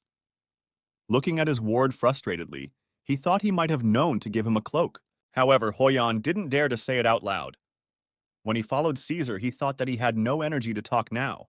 Glaring angrily at his minion's back, the guy thought that he had invested a huge amount of points into this equipment, and this rascal can't even share his cloak. The unmitigated stupidity of the subordinate pissed the hero off greatly. Suddenly, passing by one of the garbage cans, the guy thought that he hadn't seen Lena for a long time. He wondered where his new companion was. A sudden rush of rage came over Hoyeon, and he kicked the trash can with all his might. The container flipped on its side, causing the lid on top to come off. To the hero's incredible surprise, Lena fell out of the tank, holding her bruised head. Hoyeon and Caesar loomed menacingly over the girl. The boy incredulously asked his new companion what she was doing here. Sticking out her tongue, the beauty smiled sweetly and thought that now she was definitely finished. There was a long, awkward pause that left all three characters staring intently at each other. Collapsing onto her side, the girl replied with unexpected calmness that it was cold outside, and she had already searched for her new boss and even looked around the Adventurers Guild. She added that she was tired of waiting and decided to hide here. Surprised by this answer, the boy looked seriously at his companion. He asked incredulously why she couldn't wait for them at the guild. Suddenly, the girl tapped herself on her arm contentedly and looked up into Hoyeon's eyes. Just then, she asked confusedly if the boss and his assistant had been in the guild building all this time. The guy gave an affirmative answer. Killer called her boss a scoundrel and said frustratedly that she had been waiting for him in a cold, stinky trash can all along. The kid mockingly added that they had meanwhile had a pretty good time sitting in the comfortable waiting room. The girl was surprised by such a fact. She marveled that her boss had guts, since some members of the crime guild were also part of the adventurers. This information disturbed the hero very much. Then Lena added that if they ran into the criminals, there would surely be an uproar. But at the same moment, the boy guessed what the girl was talking about. It seemed that the essence of this information had reached Caesar as well. Hoyeon looked fearfully at his companion and wondered if she had managed to cover her tracks at the bar. Lena twirled her finger near her temple and said she was definitely screwed now. At the same moment, a heavy but very tense pause hung in the alley. It turned out that the criminal guild now knew who Hoyeon was. This state of affairs both frightened and made the hero very angry. The guy glared furiously at the girl and ordered Caesar to put the trash back where it belonged. The henchman agreed and decided to carry out the order immediately. Minion walked over to the trash can and flipped it upright. At that moment, Lena shouted that her whole body was stiff and she couldn't move as it was. There was no way she could match Caesar physically and was immediately sent back to the container. However, that obviously wouldn't be enough. In the same second, Caesar materialized a large rock on top of the trash can lid. Stepping back a little, he surveyed the results of his work. The girl clearly wouldn't have had the strength to get out of here on her own. After traveling away from the place, the hero replied to Caesar that he felt much better now. The surprised henchman replied that he was glad to have tried before the great boss. However, the guy was still tensed by his bloodthirstiness. Perhaps he was gradually beginning to become like his subordinate. Meanwhile, it was midnight outside. The girl somehow managed to free herself from the container and had already caught up with her companions. Lena began to say that as soon as they left the bar, she immediately collected everything valuable. Of course, if you carried everything with you, you could get into trouble. However, she found a subspace bag in the manager's office and put all her things in it. After talking, the heroes leisurely came to the entertainment quarter of Bram. The guy then asked the girl what happened next.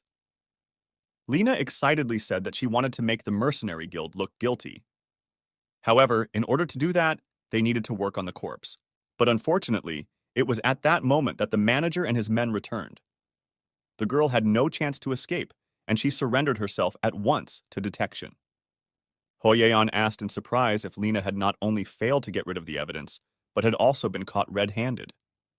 The girl replied enthusiastically that she had been caught red-handed. Such an answer, however, dawned on the lad. It turns out that just now his new companion took the blame for what Caesar had done. Turning away, he immediately tried to get rid of the new burden. To do so, he declared that the girl was useless, though he was pleased to meet her. However, he didn't want people who failed their first assignment. Your unexpectedly abrupt and uncompromising answer upset Lena very much. The young assassin cried bitterly and asked why her boss was being so cruel to her. Sobbing, she said that she had gotten caught while doing all the dirty work. Such vivid, unexpected emotions put the guy in a stupor. Closing his eyes, he thought he was powerless before such tears. The hero walked over to Lena and stroked her head. At that moment, Hoyeon said that she was good because she got out in one piece. However, the boy immediately said that surely the girl could have taken the subspace bag for herself and escaped with it. He looked questioningly at Lena and asked why she had stayed. The girl's eyes sparkled after that question. Just then, she abruptly clarified that she didn't want to set up her new boss. Then Lena tried to explain that she just needed a protector or an owl in this life. Such strange talk surprised the hero. He thought that the companion herself was confused in her explanations. Turning around, he replied that none of that mattered since the girl was now on their team. Exhaling, he ordered the assassin to wash up after dinner and go to bed. After a few minutes of leisurely walking, the heroes reached Bram's tavern. Walking up to the bar, the guy tossed a handful of coins in front of the turner and said they wanted to rent 2 rooms. Hoyeon also asked for a room with a bathroom for the girl. However, the tavern keeper said that it was late and all the rooms were occupied. The tavern owner explained that he could offer 2 single rooms. Lena exclaimed upon hearing the news that she would be given a room with a bathroom. She was surprised that the boss cared about his second subordinate, to which the guy replied that the girl stank. The pretty girl grinned and thought it was probably because she'd been in the trash for a long time. Deciding they didn't have an election left, Hoyeon agreed to the host's suggested option.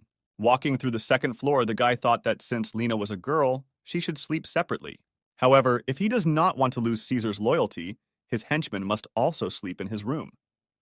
So, as frightening as it is, he will have to spend this night with his ward. Oh, pausing, the hero recalled recent events. The scene with the murder of the fence-sitter popped up in his mind. Hoyeon was horrified to think that his henchman had suddenly killed a man with a simple handshake. However, what might happen to him if Caesar suddenly kicked him unexpectedly in the night? While the hero was pondering this, Lena had already entered her room and waved goodbye. The boy called out to Caesar and said that this room would be for him, but the boy himself was ready to find another. The thug looked warily at his master. Yawning, he wondered in surprise if his boss was suggesting killing the tavern owner. His subordinate suggested that perhaps such an action would create too much noise. Thinking that his minion was a complete psychopath, Hu Young still replied that Caesar was indeed right, and his precious sleep wasn't worth such risks. The henchman muttered with interest that this didn't sound like the cruelest boss in the world. He was surprised that his master refused to occupy the room and kill the tavern owner. Just then, Caesar smiled and asked his boss if he was worried about Lena. Hoyeon coughed embarrassedly and turned away and replied that he didn't know what his minion was talking about. Caesar waved his hand and muttered in surprise that this lowlife couldn't even settle things with the criminal guild. However, the boss somehow not only spared her, but also gave her a room with a bathroom. Immediately, however, the slave thought that his master probably wanted to put this wench's vigilance to sleep with his kindness so that he could strangle her in her sleep.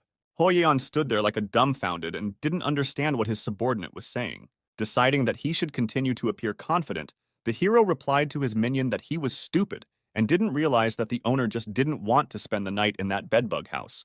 Turning around, he stated that he would rent a room in another, more cozy tavern. At the end, the guy added that the henchman would soon see that Lena was of some use. Then Hoyeon headed off without a sound in search of a new place to live. Meanwhile, Caesar watched his boss with eyes full of madness. Hours later, a new day began in the labyrinthine city of Brame. The hero was sleeping peacefully in a hotel for luxury players. He had a nightmare about asking the minion to stay and not leave his boss. Soon, however, a strange odor from somewhere overhead woke the lad. When he opened his eyes, he saw Caesar standing nearby. He told his master it was time to wake up. Propping himself up on the bed, and surprised that his minion had somehow found him, Hoyeon asked what the minion had forgotten here. Glancing out the window, the hero realized that the sun had just risen, and he probably hadn't slept even 3 hours. However, as he turned toward his subordinate, he saw a horrifying picture. Caesar towered over him and wiped the bloody blade of his sword with a sheet. An ominous silence hung in the deluxe room. The boy sat there, not daring to move.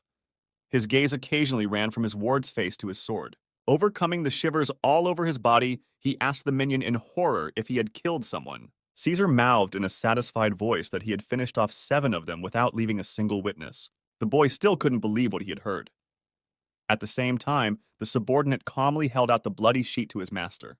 Hoyeon was horrified, remembering the slave's phrase that the boss probably wanted to put the vigilance off the girl and strangle her in her sleep without witnesses. Looking fearfully at his subordinate, the boy wondered if this psycho had really killed Lena. At this moment, the hero's entire body clenched with anger. Suddenly, however, strange sounds were heard from a hatch in the ceiling. The door rattled open and a girl peeked out. She asked her boss with a mad face how he'd slept last night. Hoyeon looked at his companion in shock. He asked with great surprise how she had gotten upstairs. The assassin replied that her boss was sure to become an important big shot, so she was worried that he might be killed in his sleep. With those thoughts in mind, the girl decided to keep an eye on her boss. At the same time, an angry Caesar began to swat away Lena like an annoying fly. The guy watched in surprise as his 2 subordinates argued amongst themselves. At the same moment, he thought that these 2 were being rather nice. However, after a second, Hu Young looked around at his surroundings. Caesar's footprints are everywhere. Behind Lena's back, a broken jug and a copious pool of blood could also be seen. These 2 have left behind an incredible amount of evidence. And since someone must have spotted them along the way, it will be easy to figure out who the killer is. Puzzled, looking at one and the other subordinate, the guy couldn't believe he had messed with them. Putting on a charismatic expression, he announced menacingly that it was now time for them to scram. Further events unfolded in the main building of the Adventurers Guild. A group of bloodied, beaten, and exhausted players were struggling to get out of the Pantheon. Some carried their battle comrades on their shoulder, others complained of feeling dizzy. The girl with a bandaged arm and a staff behind her back frustratedly remarked that the Labyrinth City used to be 3 times lighter. And even though her reaction and speed had improved noticeably, the monsters had completely unreadable attacks. One of the guys added that they still had to do a full-blown raid on a bunch of small mobs, though. In a rage, a type in green armor yelled out to the developers if they thought the initial dungeons were too difficult. Suddenly, the comrade, who was being carried on his shoulder by the boy, accidentally grazed some thug. The adventurer turned around and looked at the creepy, unknown man in horror. That huge type in the cloak looked terrifying. The boy wondered if it was a newcomer, too. Suddenly, Caesar stared at the wounded boy. Immediately, he asked a casual encounter if the man was settling for a boss. Suddenly, the guy's gaze fell on a boy in a green rookie uniform. A girl walking beside him saw this. She shouted to the hero that this pervert was staring at her and offered to order the thug to kill this knight. At the same second, Caesar grabbed his sword behind his back. The situation was becoming more and more tense. Terrified, the guy in green armor abandoned his comrade and started running away. While his underlings were catching the fun of what was happening, Hoyeon noticed that the system notified that Caesar's notoriety had increased by 1 point. Immediately, the hero tried to calm his wards down, saying that there was no reason for them to waste energy on trifles on such an important day. All because of the fact that today, they would have to take further action. Caesar obeyed his superior unquestioningly. Lena mouthed happily that at last they would act. Exhaling, the guy said they would just head into the maze for now. Dissipating the enthusiasm of his subordinates, he explained that they would have to go through a rookie task first. Caesar wondered why they cared about such trifles. Lena perplexedly supported her partner's position. Hoyeon explained that they needed a record of completing certain tasks, and then they wouldn't have to kill for a show of strength and shout at every corner that they were the strongest. Just then, the hero added that it was some sort of proof or medal. Caesar smiled contentedly and said he understood. However, Lena hesitated and asked why they were going through the rookie assignment specifically. Gromala explained to the silly wench that this is to finally break those who find them too difficult. Looking at the way the subordinates explained themselves to each other understandably, the guy thought that these two were getting along quite well with each other. Young noticed that his senior subordinate had as many as 20 units of strength. At the same time, the young assassin has an almost infinite inventory thanks to her subspace bag. These two will take down a few hundred monsters at the beginning levels without a problem. And if they also pick up loot, they'll get a lot more experience. The first task was to kill goblins. The difficulty was low, and if the experience is gained by the whole group, the protagonist himself will quickly and effortlessly raise the level. Hoyeon thought it was the perfect plan. You couldn't expect anything less from an X-ranker. Activating the task, the guy ordered the group to move out after him. A few moments later, the squad found themselves in a labyrinthine city. The system of the main section of the game itself wasn't arranged in an intricate way. The entrance to the labyrinth was a large wooden gate. The wall surrounding the small area prevented the monsters from inside from breaking into the city from the outside. Thus, in the heart of the maze, city was the main epicenter of this game's evil. Upon entering the original corridors of the maze, the group came across a passageway strewn with the corpses of players. Caesar looked at the idiots who had died at the very beginning of the dungeon with a laugh. Surprised that so many misfits had died in one place, the minion thought that maybe some powerful monster from the depths of the labyrinth was here. The frightened hero replied that if there were such monsters here, the guild would probably roll to let newcomers in. Caesar replied that this was unfortunate, as he had hoped there would be some chance to show what he could do. Suddenly, Lena called out in surprise and pointed her finger and said that she could see goblins off to the side, stealing corpses. Hearing the extraneous noise, the creatures turned around and looked at the group of unknowns. Young indifferently looked at the first opponents and ordered his subordinates to massacre them. Pulling out his huge sword, Caesar chanted that now these small fish would see his true power. However, at that moment, Lena threw 2 pre-prepared daggers towards the enemies. After killing the hapless mobs in a second, the girl turned to her partner and asked what he had set up here if they were the simplest pieces of meat. Caesar muttered angrily that no woman had the right to steal his prey. Lena yawned and replied that while her partner was dumbstruck, she'd almost fallen asleep. Such insolence enraged Caesar. He swung with his sword and shouted that it looked like it was time to massacre this wench. The young assassin indifferently replied that she was faster anyway. Hoyeon was horrified at the abrupt change in the two's relationship. But no sooner had 2 of the guy's subordinates started to clarify their relationship than crowds of goblins fell on them from all sides. A second's delay resulted in the group being surrounded. The hero looked around and noticed that there wasn't much maneuvering space left. Just then, he remembered the talk of defeated adventurers about the new game's increased difficulty. And at the same second, right in front of Hoyeon, Lena was fending off Caesar's punch. The boy clutched his head in horror. He couldn't understand if these two couldn't find some other place and time to settle their relationship. In the same instant, the girl had already thrown herself at the bulky man. She threw herself at Caesar's feet, killing every goblin in the way. After her opponent dodged the attack, the girl pulled out throwing knives from her pocket. Lena took aim and threw her blades towards Caesar, but he dodged this time too. Still, the knives reached their targets, killing several goblins. The more this confrontation between the two subordinates continued, the less living monsters were left around. The protagonist, meanwhile, hid behind a nearby rock and watched from behind it. Suddenly, the fight stopped, and the system notified that 78 experience points had been gained. Soon, the guy managed to peek out from behind his hiding place and approach his underlings. The difference between him and the other players was that he could use his subordinates and not worry at all. Assessing the result of the work done, the hero praised Lena. The girl pointed her finger wryly in Caesar's direction and muttered that this time the boss had complimented her, and he hadn't. In response, the assassin received an insult from the bulky man. Hoyeon remembered that he still needed to maintain a good relationship with Caesar. So, making a serious face, the guy muttered to Lena that although he was pleased, she needed to learn how to work as a team. The girl agreed with her boss and said she was even embarrassed at how good she was. In response, she offered to let Caesar take the next bugs in her. Minion looked fiercely at his partner and muttered that if she broke her promise, she would die. The hero is specifically sick of this scolding, and he orders his subordinates to stop, as they are just wasting their stamina. Annoyed, Hoyeon explained that if the minions continued in this vein, they wouldn't get any further. The boy added that he wanted to go hunting himself. Lena looked at her master enthusiastically and was surprised that her boss wanted to fight too.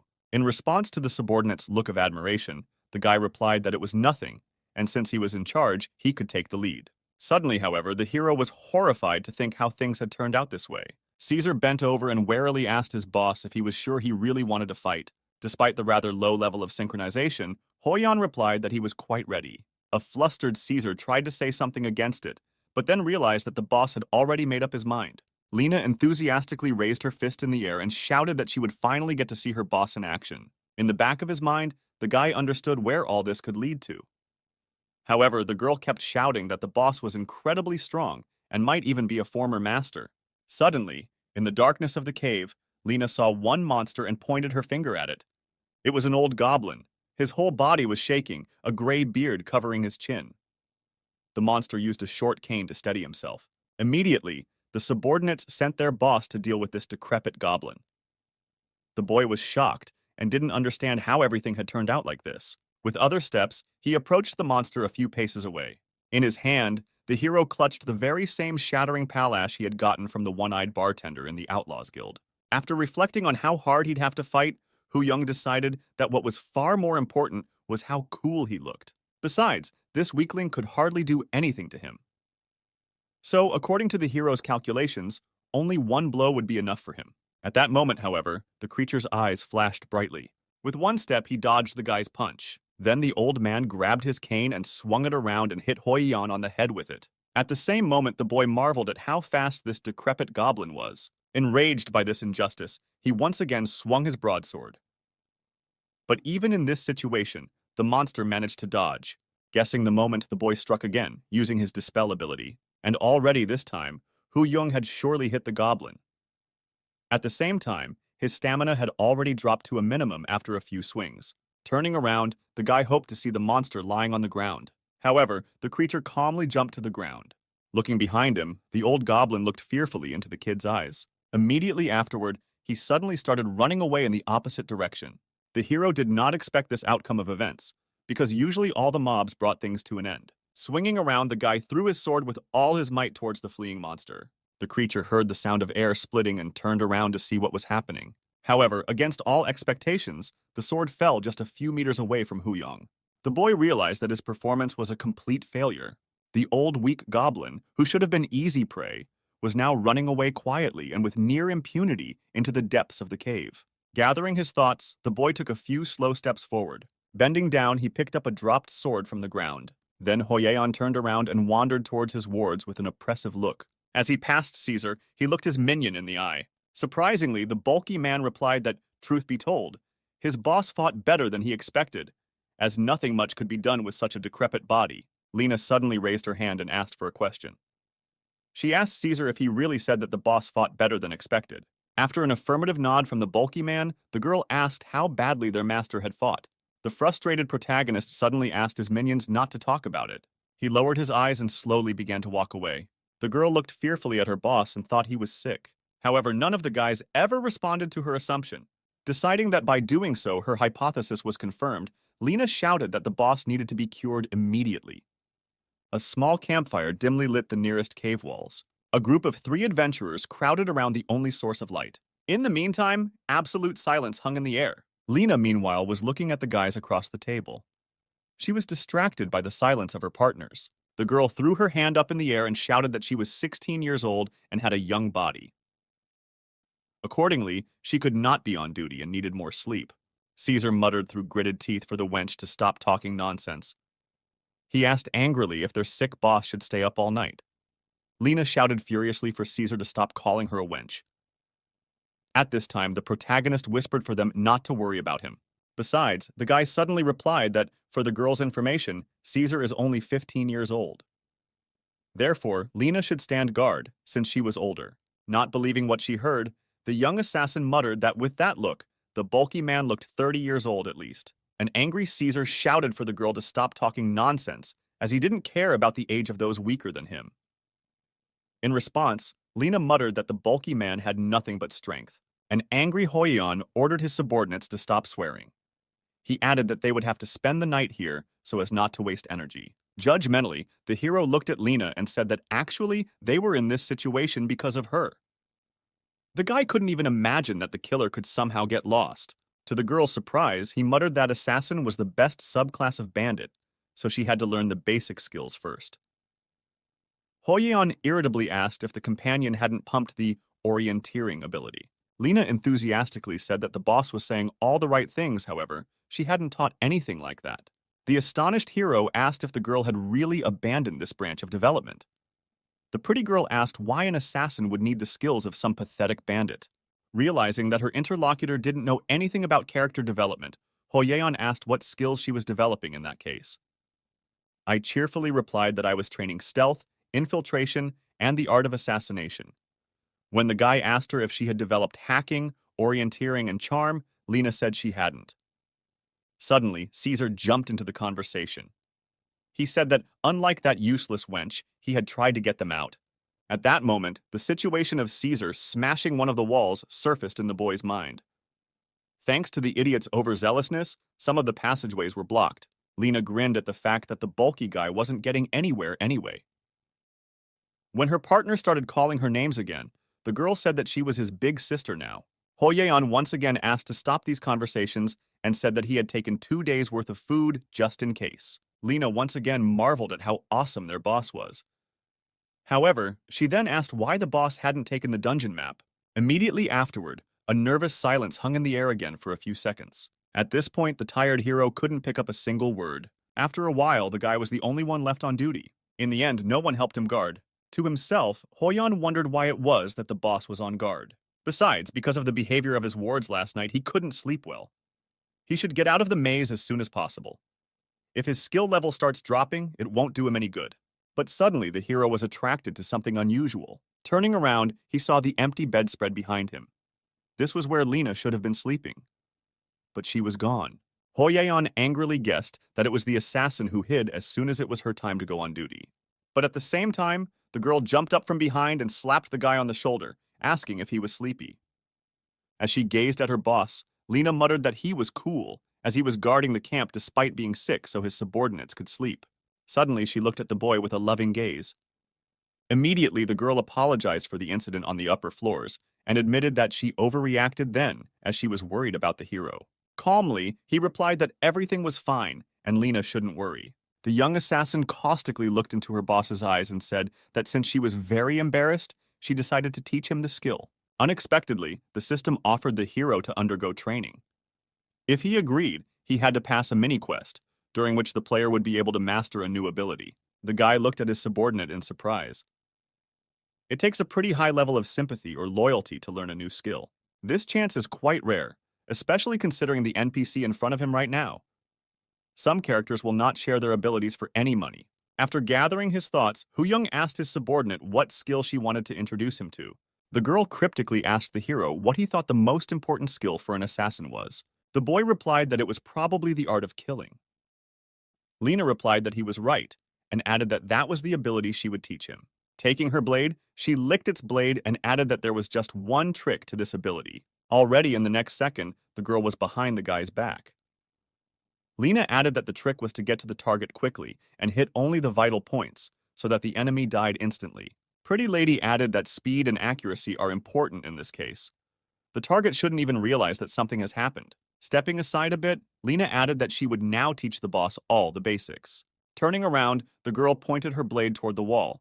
At the same instant, she delivered a stabbing blow with unimaginable speed right in front of her. Pointing to the tiny hole that had formed in the wall, Lena noted that now Hoyan would have to do that 1,000 times.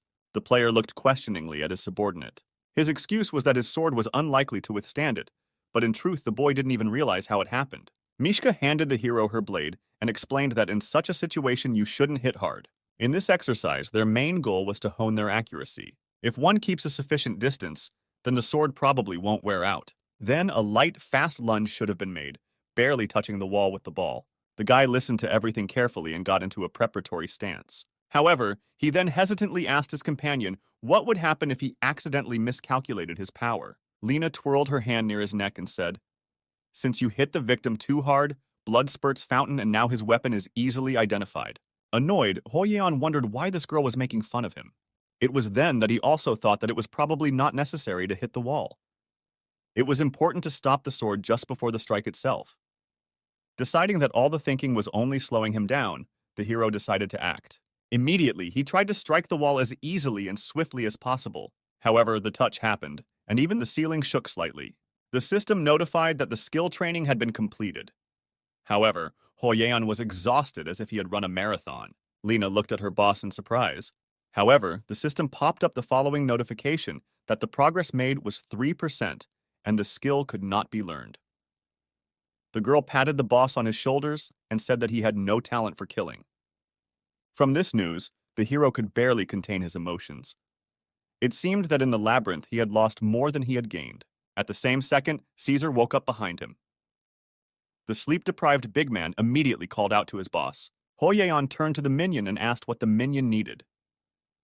The hero added that if nothing serious had happened, the subordinate could go back to sleep. However, the slave pointed his finger to the other end of the corridor and said that adventurers were passing that way. The travelers crossing the neighboring path suddenly stopped when they saw unknown people across from them. In their eyes, this trio looked like some weird and even creepy bunch of crazies. Already frightened by the complexity of the dungeon, the adventurers flashed in the other direction. Hoyeon tried to stop the escapees, saying that they were just looking for a way out.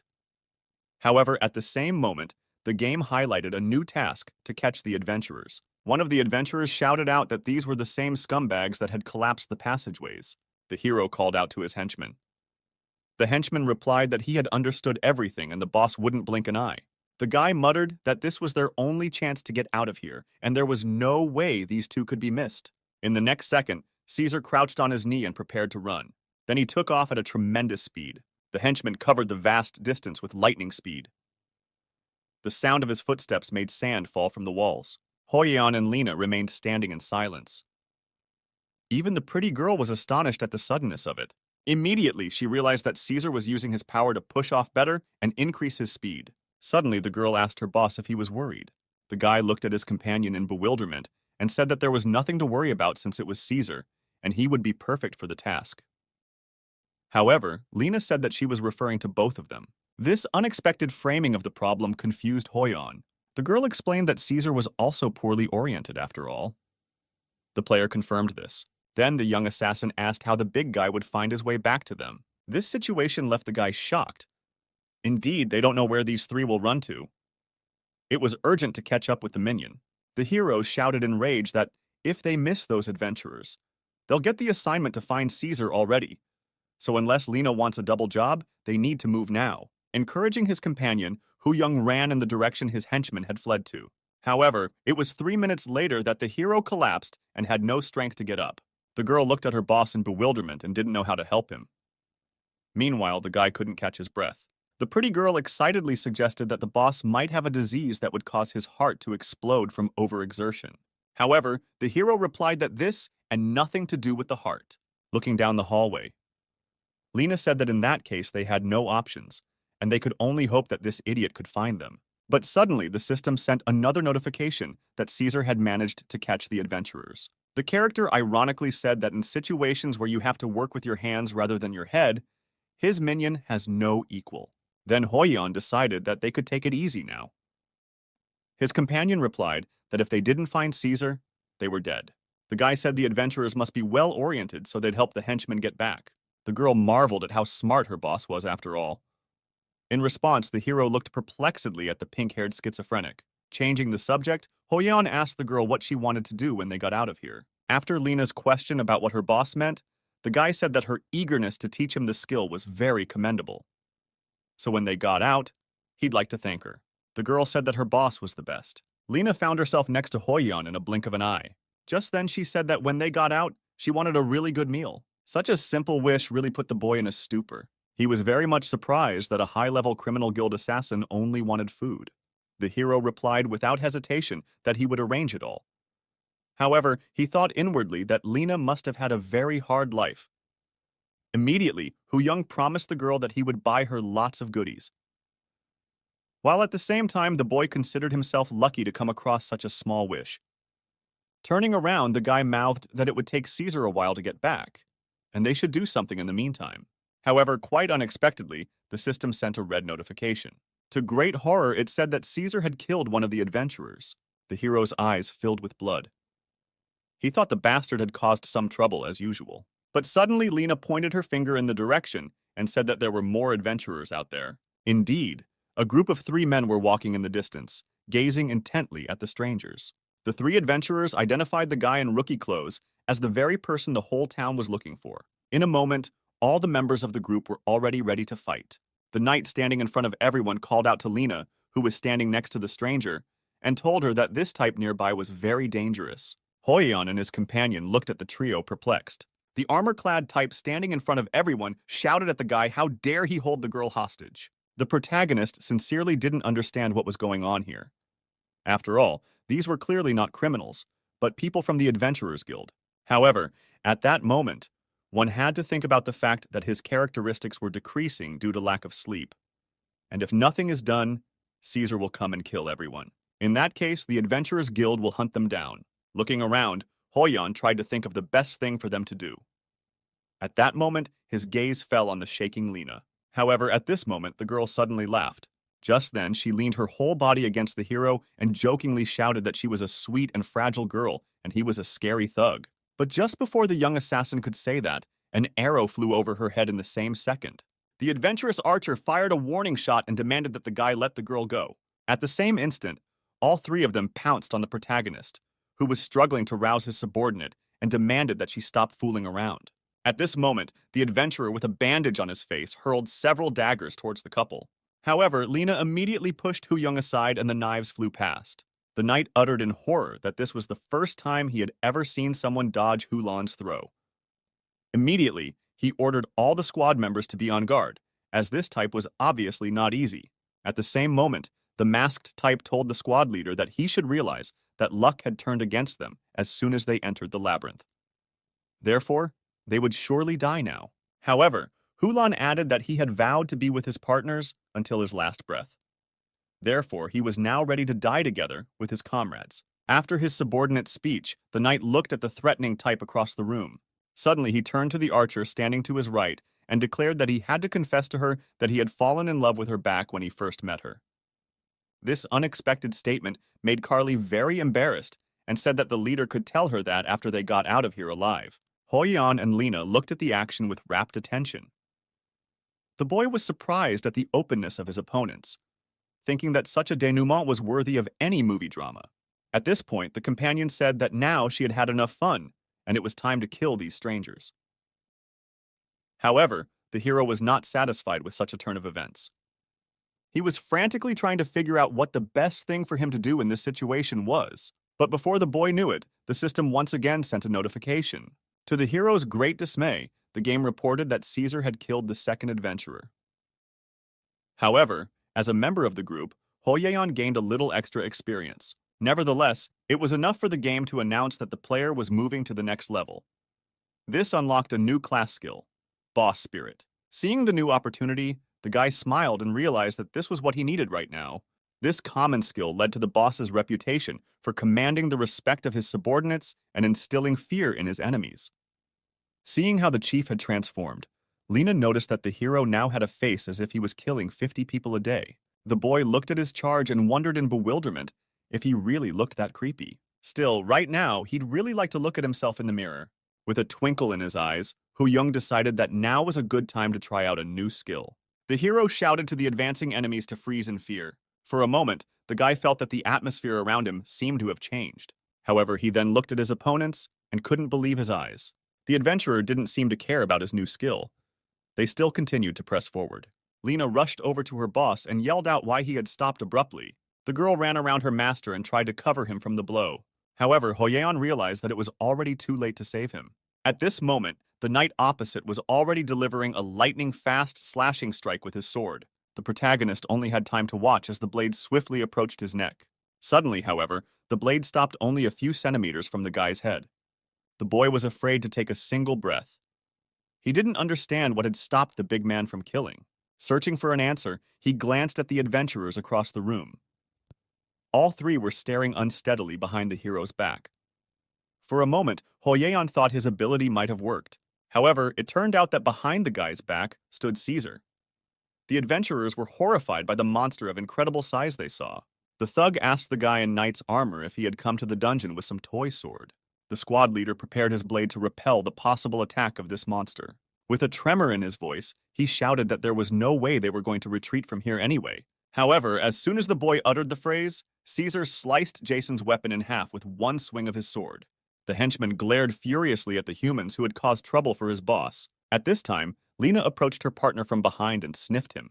The girl happily noted that the bulky man smelled of blood. She patted Caesar on the shoulder and added that it didn't look like it was his blood.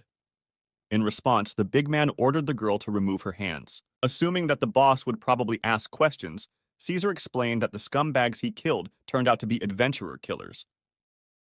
Those bastards would wait for groups and then kill and rob them. Clenching his fist, the bulky man said that he had taken care of everything in turn and had even grabbed those rascals' weapons. Such a response put the hero in a stupor for a while. He looked at his henchman incomprehensibly and asked him why, then the two ran away at the sight of them. Caesar replied that it was obvious, for his master has a face as if he were killing 50 men every day. This coincidence of wording surprised the guy. Suddenly, he looked at the adventurers and asked them if they wanted to answer him a question. The adventurers asked what had happened. Hu Young made a very charismatic face and asked those what they thought when they looked at his face. The squad leader looked at the guy's face and said he was screwed. At this point, Caesar once again snatched his sword from behind his back and shouted to the adventurers that they should not think that if they were not killed at once, they would be able to get out of here alive. The thug shouted furiously that there was not a shred of sincerity in what these rascals said about his master's face. Caesar then shouted that he had no reason to let these insolents live any longer. Caesar then shouted that he had no reason to let these impudent men live. At that moment, the guy's attention was drawn to the bloody weapon that hung behind his henchman's back. Having devised a splendid plan, he threw up his hand toward the adventurers and said that for their insincerity, they would have to wash from their blood all the weapons Caesar had brought. At that moment, the three adventurers fell to their knees. Lena clapped her hands and rejoiced that finally the boss had recognized that he was the scariest. Looking up at the ceiling of the cave, the guy wondered why reality was so cruel. A few hours later, a pleasant whistling sound was heard in one of the corridors near the surface. The system notified the player that he was approaching the exit of the labyrinth. Lena, humming a song, noticed that her boss had come up with a great idea for cleaning her weapons. Now her bottomless bag was full. The hero replied that it was impossible to do otherwise, as the weapon had to be given a marketable appearance in order to sell it for more money. Suddenly, Hu Young turned around and asked the bandit behind him what his name was. After answering, the guy thanked Hulan for leading them out of here. However, the adventurer hesitated and said that the guards at the gate are worse than any bandits, and they will probably search the guys and take 10% of the booty. This state of affairs was not to the hero's liking. He remembered that in the fourth version of the game, this was not the case. After thinking it over, the boy asked the guide what would happen if they didn't want to give up the loot. At this point, Caesar interjected and said that they could just kill them all, but the boy shut him up. Suddenly, Lena intervened and said that maybe they could use her beauty. This kind of idiotic talk began to piss off Ho-yeon. He told Hulan that he would enter the city first. The bandit walked in front of the group. Caesar told him in the back that if he screwed up, he would die. Over the conversations, the group of travelers approached a huge gate. A guard was on duty near the entrance. He asked the travelers where they were returning from. Hulan, who came up to talk, said that he had been robbed and urgently needed to go without being searched, so that he could quickly report the incident to the guild. The guards looked incredulously into the kid's face. Nevertheless, they let the bandit pass without any questioning and said they would not examine him. Following him, they let the rest of the group through as well. In this way, all 6 of them calmly made their way out of the labyrinth. The game notified that the player had left the labyrinth. Caesar asked the bandit in bewilderment why he was exaggerating. After all, they passed quietly, and no one was going to steal from them.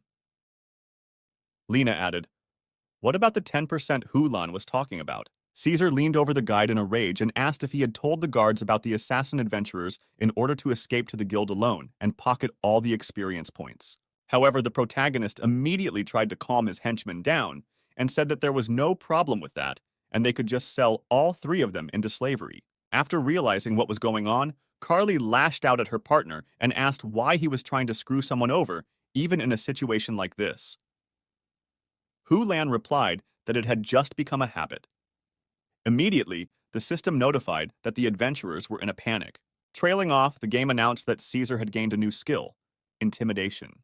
Looking at the adventurers quarreling among themselves, the hero and his henchmen laughed evilly. At the same time, Caesar's notoriety increased by 5 units and Wilhelm Meyer's by 15. In high spirits, Ho-yeon and his subordinates said goodbye to the adventurers and went about their business. The system notified the guild that the guild's task had been completed and credited the reward of 1 silver and 5 coppers. The hero was also surprised that he was given a reward for killing 2 adventurer assassins. Thanks to that, his reputation in the guild grew. After a while, the guy approached the cashier near the 7th window. The girl said happily that it was very good that now the adventurer killers would not bother anyone. However, upon learning that, the player was unhappy that the guards were collecting 10% of the profits. The employee was surprised, because it wasn't that much. At that point, the hero wanted to state that they had no problems. However, the girl beat him to it and said that for his information, the guild was also due their 10% of the loot. This information shocked all 3 of them. Lena said in a stupor that every second person here was a thief in his or her own way. The boy rushed to explain that he had never heard of such a system before. However, the cashier immediately replied that the amount was not large. Immediately, to ward off the guy's thoughts of money, the girl stated that she could be his confidant in the guild. A co-worker stated that her name is Errol, and she believes that all adventurers should help each other. Further events unfolded on a moonlit night on a street in Bram. Suddenly, a bright lightning strike doused the night sky. There were suspicious sounds coming from the town church. A low male voice on the full moon discoursed ominously about the lust for innocent souls. In front of the altar, spreading his arms in front of the cross, stood the priest. He spoke of how he who feeds on the lust of the depraved will be called the End in the future. Raising his hands to heaven, the preacher shouted that the one who would be the End would rule over all living things. At that moment, the doors behind him swung open with a clatter. The Holy Father quickly turned his head and looked to see what had happened. Behind him stood a tall stranger with a fierce look in his eyes. For a few seconds, there was an unsettling silence in the air. The unknown man asked the priest in a demonic voice if he was really a priest. The preacher was at first taken aback. However, after gathering his thoughts, he asked the visitor how he could help him. At this moment, the terrifying type shouted out that his boss was seriously ill. This scene was prompted by a situation that had occurred a few hours earlier in a luxury hotel. At that time, Hu-young suddenly brought his subordinates to this building and told them that they would be staying in luxurious rooms today. Lena jumped with happiness and started shouting that her boss was the best. At the same time, Caesar simply thanked his boss dryly. The girl began to circle around the boss, reminding him of how he had left them alone in the tavern and gone to sleep here. Lena wondered if the boss had gotten some money. The hero thought to himself that he wasn't going to stop there. A recent situation popped into his mind. The girl at the cash register, named Errol, had said that since this was the first time they were working together, she would underestimate the squad's income. Ho-yeon thought admiringly that at this rate, the guild wouldn't get a kupar from him. This system was a great idea after all. He also thought that his luck was probably due to his charisma or the skill he had learned in the labyrinth. Looking at her boss, Lena said that sometimes he turned into a real freak. Caesar replied that he realized it himself. Just then, Hoyeon turned to his subordinates and told them that they had come here for more than just sleeping. He invited his companions to start drinking and resting, remarking that they should consider it a reward for going to the labyrinth. Suddenly, however, the hero muttered that he had a condition that concerned both of his subordinates. The boy took a deep breath before saying that. Gathering his thoughts, he told his followers that it was their duty to behave themselves. The next moment, the partners looked among themselves in bewilderment. Just then, Caesar angrily clarified to the girl that the master was referring to her. In response, Lena hissed that all the problems were only because of that psychopath. The concierge standing nearby tried to stop the rampaging adventurers. At the same time, Hoyeon clutched his face and thought that the two of them were guilty in their own way. After waiting for the subordinates to stop raging, the player went with them to the hotel restaurant. Already at the table, they clinked mugs filled with hot drinks. In honor of a great raid, the hero ordered a table full of expensive food. Taking a sip from her mug, Lena said that now she understood how adults clink glasses. The surprised player asked if she had never done it before. Thinking to himself that it had been a long time since he'd had a drink in a game, Hoyeon sipped from his mug. Wiping his lips, the guy mouthed that it was a great drink. Caesar looked at all this with great amazement. Then the hero asked his henchman how much he usually drank. However, Caesar gently reminded his master that he and the assassin were still underage. The girl added that they were not allowed to drink alcohol yet. Indeed, Ho Young had forgotten that his subordinates didn't look their age at all. Translating the theme, the hero noted that in the future they would not be able to explore the labyrinth unless they navigated it. Looking at the young assassin, the guy asked if she could learn a special skill for this.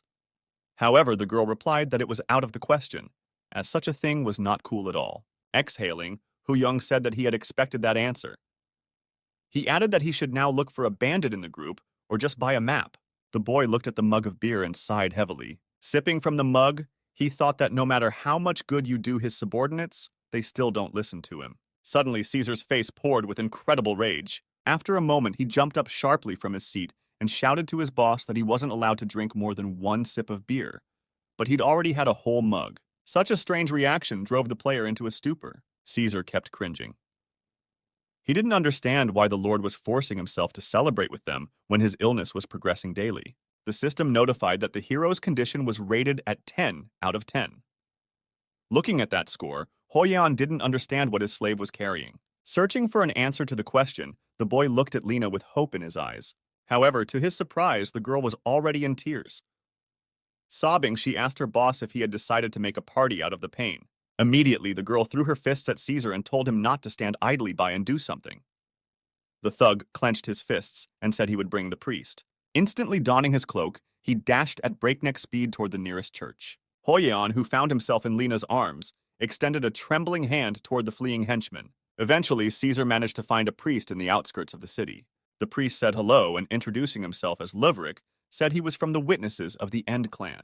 At the same moment, there was silence in the suite. Hoyeon and Lena looked questioningly at the man in the cassock. The boy replied that he was very pleased. In the back of his mind, however, he wondered what kind of witnesses to the end were. Looking at the scripture the Holy Father was clutching, the lad thought that in the Labyrinth City, the priests could be counted on the fingers and were usually in hiding. That's when Hoyeon decided that since he hadn't heard of these in the last game, it must have been an innovation. Gathering his thoughts, he asked the priest what his clan preached. The priest looked at the guy gloomily and said that their sacred writings stated that the end of the world was imminent. Such an answer bothered the player greatly. Unevenly looking at Loverick, Hu Young thought that this type must be from some dark sect. At the same instant, a powerful bolt of lightning suddenly struck outside the window. Deciding it was time to move closer to the case, the boy asked the priest if he could cure him. Loverick replied that he could do anything, but that he would have to cut off the infected body part to finally cure the sufferer. With a crazed look, he looked into the boy's eyes and said that you can't avoid the end with some pathetic disease. Hoyeon looked at the Holy Father perplexed. He muttered that the whole thing didn't sound very safe. However, the player thought to himself that this guy just wanted to kill him. However, the priest insisted. He said that something had to be done anyway, because he had been informed that the boy was on the verge of death because the alcohol had poisoned his blood. Hoyeon replied in a tired voice that he had only had a mug of beer and that his subordinates had exaggerated everything again. He then apologized to the priest for having to travel such a long way at such a late hour. However, the priest suddenly said that he couldn't just go back empty-handed. Deciding that this madman had to be removed from here by any means necessary, the boy held out a coin purse to the priest. The Holy Father took the pouch with trembling hands and examined it, not believing his eyes. Thinking that the preacher was not satisfied with this amount, Hoyeon asked if it was too little. At the same instant, however, the priest exclaimed, turning to his gods. He was triumphant that for the first time he had been paid to carry the word of the church. The priest looked at the boy with tearful eyes and said that he didn't even know how to thank him. And yet, he could not leave this place for nothing. Suddenly, the priest opened a book and began to read a long sermon about innocent souls and someone who feeds on lust. Hoyeon was horrified and didn't realize what this lunatic was doing. The priest looked at the boy with mad eyes and shouted that right here and now he would perform the end-of-life ritual. The pages in Luvric's book began to turn frantically. Raising his right hand in the air, he called himself a servant of the end and ordered the disease to retreat. The priest pointed his finger out the window, and the space around him erupted in bright flames. Suddenly, the sky behind the guy's back changed color. The hero thought that now he was definitely dead. "Let the end come!" the preacher shouted exasperatedly, pointing his finger at the player. Suddenly, dozens of lightning flashed simultaneously in the city sky. A bright flash illuminated the hotel room. However, after a few seconds, it was suddenly over. Everyone around them was alive, and the priest was still standing in the same stupid pose. Hoyeon looked down at his hands and realized that not only was he alive, but he didn't feel any effect. Caesar ran up to the priest and muttered in an angry voice that his spell wasn't working at all. However, the startled preacher said that everyone present should look out the window. Trinity immediately ran over to see what was going on. On the street, passers-by crowded around a man lying on the ground. Steam was coming out of the body of the unknown man. An ominous silence hung in the hotel room. Not believing that such a thing was possible, the hero asked the priest what he had done to the man. However, the priest, without answering the question, ordered everyone to disperse to the side. Immediately after these words, he approached the window with one leap. The next instant, the preacher shattered the glass with his weight and flew downward. However, unexpectedly to everyone watching, the priest landed on his feet without much consequence. Just then, he looked over the body lying on the ground. When he approached the victim, the preacher immediately tried to feel for a pulse, but he failed to do so. At the same second, he raised his head enthusiastically and pronounced that the man was definitely dead. The people standing around exclaimed in horror. Hoyeon looked at the priest fearfully. He still couldn't believe that this seemingly ordinary man could do such a thing. The boy thought that this guy was a real nutcase. Why did he have to say such things while looking at him? Suddenly, the hero was called out from behind by his henchmen. Walking over to the window, Caesar asked his boss to let him handle it himself. However, without even listening to the boy's opinion on the matter, the thug immediately jumped through the window, drawing his sword on the fly. Partially destroying the window opening, Caesar rushed down. Like the priest, he landed on the ground without consequence, ending up behind the priest's back. At the same moment, the bully said angrily that the preacher's sorcery was as good as shouting. However, the situation did not in any way resemble a healing. The Holy Father looked over his potential opponent with hatred. Caesar drew his sword, pointing its blade at the priest's head. Then he asked what the ritual was for. Clenching his fist, the priest pronounced that this spell reduces the life force until the disease finally dies. The thug mouthed that the preacher had made too much noise, and now the boss was likely to be in big trouble. Looking at the priest's back, Caesar added that even though the priest had tried to cure his master, it was impossible to get rid of such a severe illness with some ritual. Hoyeon, who heard all this, thought that he would surely die from such a healing. The priest turned to his opponent and asked if he realized that by pointing his sword at him, he was threatening the entire clan. Caesar smiled and asked if that sounded like some kind of threat. Without waiting for a response from his opponent, the bulky man shouted at the priest that he would chop him into small pieces. The frightened hero looked out the window and wondered if the two had decided to fight. The priest took a hard look at his opponent and said that it was a sin to threaten a priest performing a sacred duty. Caesar, however, did not say a word in reply. He swung his sword and leaped at the preacher. However, the sectarian teleported to the bulky man's back. Such speed confused Caesar. Deciding he was still in the dominant position, the bulky man turned around and swung his sword behind his back. But in the same second, the priest activated a protective field that didn't miss the blow. With a frantic glance at his opponent, the priest said that this sphere was capable of absorbing damage proportional to the amount of power a person had been gifted by the god. Hoyeon looked at this in horror. He couldn't believe that some priest had blocked Caesar's punch. Caesar stared at his enemy in bewilderment. He could not imagine that this weakling could parry his attack. The enraged minion began throwing punch after punch. The priest, however, repelled all attacks with a nonchalant look. Caesar couldn't contain his emotions. One moment he jumped high and prepared to strike a powerful blow. The priest quickly realized that he would not be able to fend off this attack so easily. Already in the next instant, the bulky man had unleashed all his power into a single point. From the force of such a blow, the ground beneath his feet opened up and trembled. A moment later, the dust cleared, and Caesar decided to inspect the result of his work. What he saw, however, both angered and shocked him at the same time. His sword blade rested on the empty ground. At the same time, the sectarian was gone. Suddenly, Caesar felt something swiftly approaching him from behind. A second later, 4 streams of unknown energy rushed past his face. Realizing that the preacher wasn't going to give up so quickly, the bulky man turned around. Right behind him stood the priest. He was still holding the open book in his hands. However, his aura was many times stronger now. Annoyed that the surprise effect didn't work, the priest summoned large super-speed shadow spears. At the same instant, several dark energy streams rushed towards Caesar. The directions from which the priest was attacking didn't give the thug much room to maneuver. Still, the minion found a way to fight those tentacles. Turning around, he swung his cloak and disrupted the energy currents. Standing on the balcony, Hu Yong was surprised that his slave was able to reflect such a strong skill. Fighting off his opponent's attacks, Caesar lunged toward the priest. At that moment, he assumed that the initiative was now on his side. In addition, the preacher's face took on a rather nervous look. Maddened by his power, Caesar threw himself at the priest with renewed vigor. However, during his first attack, his sword once again struck the preacher's protective barrier. However, it didn't bother the bulky man so much now. He realized that the priest wouldn't be able to maintain that shield for that long. The overjoyed protagonist, watching everything from above, thought that finally the priest was running out of magical powers. But suddenly he saw one small but very important detail. Another energy stream formed behind the strange preacher's back. At the same moment, the hero realized that the priest wanted to give in to let his opponent get closer and hit his weak point with his shadow spear. Meanwhile, the priest himself still continued to dodge all attacks and successfully heal himself. Moreover, Caesar has no magic resistance at all right now, and opponents with strong spells usually appear in the second half of the game. And certainly the guy couldn't imagine that they'd have to fight a priest of the power of evil. Looking at the battle from the window of the room, the boy thought in horror that something had to be done urgently now. And even if he sent Lena into the fight, it wouldn't make a difference because this priest's barrier protects against physical attacks. Plus, there wasn't much time left either, as the shadow spear aimed directly at vital points. The hero thought to do something to disrupt the casting of the spell. Hu Yong couldn't think of anything better to do than to shout with all his might that guards were approaching the square. For a moment, the priest turned around and looked in the direction the boy had shouted from. However, at that moment, blood splattered in the small town square. From the side of the balcony, it seemed that the priest's plan had succeeded quite well. However, to his greatest surprise, the spear flew past its target. The preacher stared at his opponent in horror. At the same instant, Caesar's face contorted into a triumphant smile. It appeared that he had managed to dodge the priest's attack after all.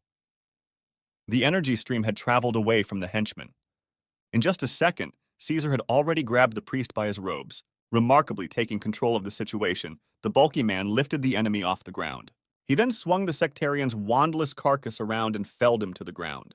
Despite the force of such a blow, the priest still did not die or even lose consciousness, but remained lying motionless. Immediately after defeating the enemy, Caesar turned victoriously toward the hotel. Looking up, the henchman fairly shouted that he had dealt with the upstart who wanted to harm them. Hoyeon and Lena looked at this situation with interest.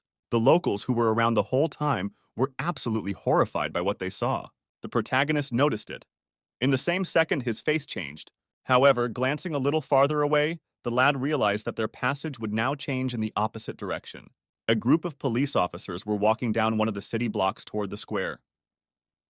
One of the officers shouted something about assault and damage to public property. His partner pointed his finger at the thug and yelled that the bastard had just almost killed a priest. One of the locals pointed to the balcony of a luxury hotel in fear and said that that boy was also with them. Within seconds, Caesar was already tied up. One of the policemen looked out over the balcony and ordered the accomplices not to resist and to surrender voluntarily. At this moment, Lena muttered that they definitely wouldn't be able to escape with such a bulky man. The hero was surprised that the girl wanted to save her new partner and thought that even he was willing to run away from here for nothing. However, a few hours later, the entire trio somehow ended up at the Bram police station. While the investigator was asking the guy a question about how many criminal records he had, the hero just sat silently. The officer stated that they understood that the guy was giving orders to Caesar, while not being involved in criminal activity himself. Thus, the inquirer summarized that the boy had a completely clean background. The officer stated that he was well aware that it was the priest of the sectarian cult of the Witnesses of the End that the group was fighting. But at that moment, he was more interested in the man who had been struck by lightning. Hans, the investigator, said that, according to his information, it was during the fight that the man was hurt. According to him, even this information is enough to charge all three of them.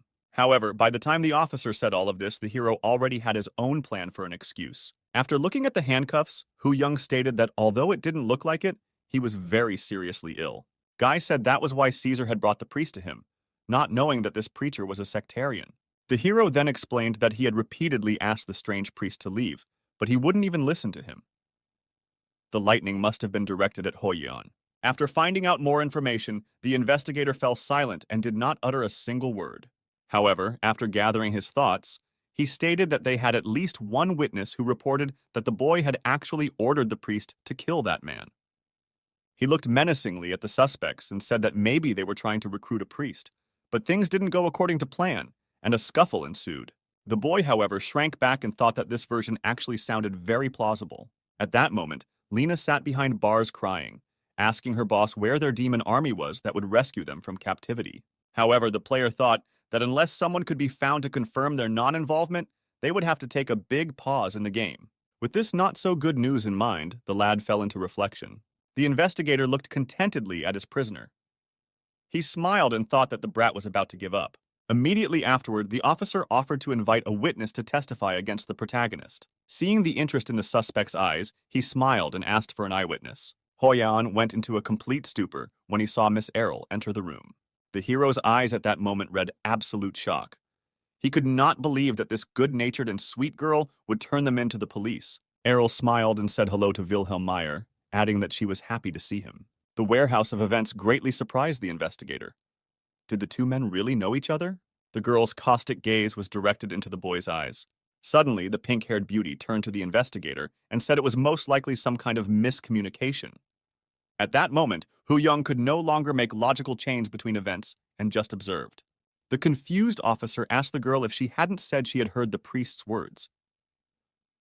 Errol smiled in response and said that they must have misunderstood each other. The young cashier then replied that this boy had helped the guild deal with the adventurer killers, for which he had received a proper reward. And she had personally written a report about it, so she was completely confident. Looking into the eyes of the confused investigator, the girl asked him if he thought that such a decent boy would be involved with some sectarians. Before the cop could respond, Errol immediately hinted that these investigators probably just wanted to falsely accuse the man to increase the clearance rate. The officer was furious at that wording, but Hoyeon sat there and just stared at his savior. The inquirer coughed into his hand and hesitated.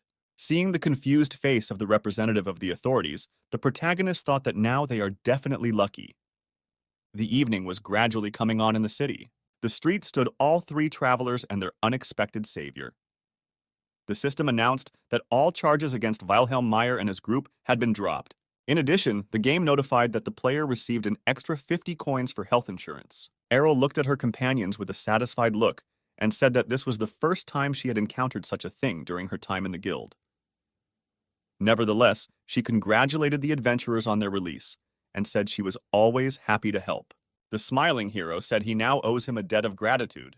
However, at the same second, the female employee gave the guy a strange look and declared that he would definitely make a great member of the Adventurers Guild. Waving her hand, the young cashier said that she had a lot more to do.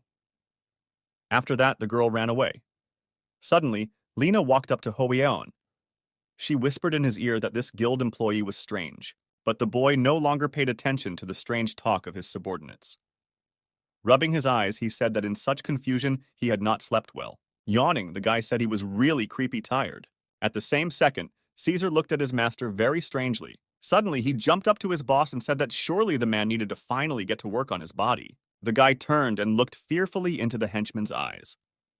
At that moment, he thought that this psycho could come up with anything. After a few minutes of walking, the group came to one of the local temples. As it turned out, this place was one of the abodes of the Order of Healers. At the moment when the boy was lying on the table, the church members tried to use healing magic on him.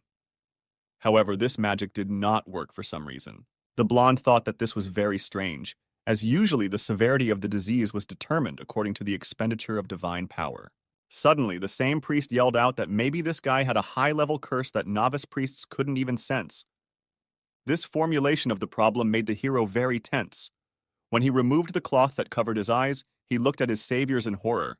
Hoyeon thought that there wasn't even anything to feel there anymore. An episode from a few minutes ago came to his mind.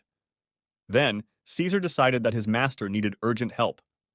He grabbed his master in his arms and ran in search of a healer. At that moment, the protagonist shouted exasperatedly that he wasn't sick and just wanted to get a good night's sleep. To this, Caesar replied firmly that he didn't trust the boss right now and they would cure him at any cost. In the end, Hoyeon reluctantly had to pretend to be sick. At some point, the priest who was treating the boy began to breathe heavily. After a few seconds, he said he couldn't believe what was happening. Caesar nervously asked the priest what he had just said and if there were any problems. The healer remained silent. This reaction made Hoyeon very uneasy. A henchman came up to the priest and loomed menacingly over him. He asked irritably what was wrong.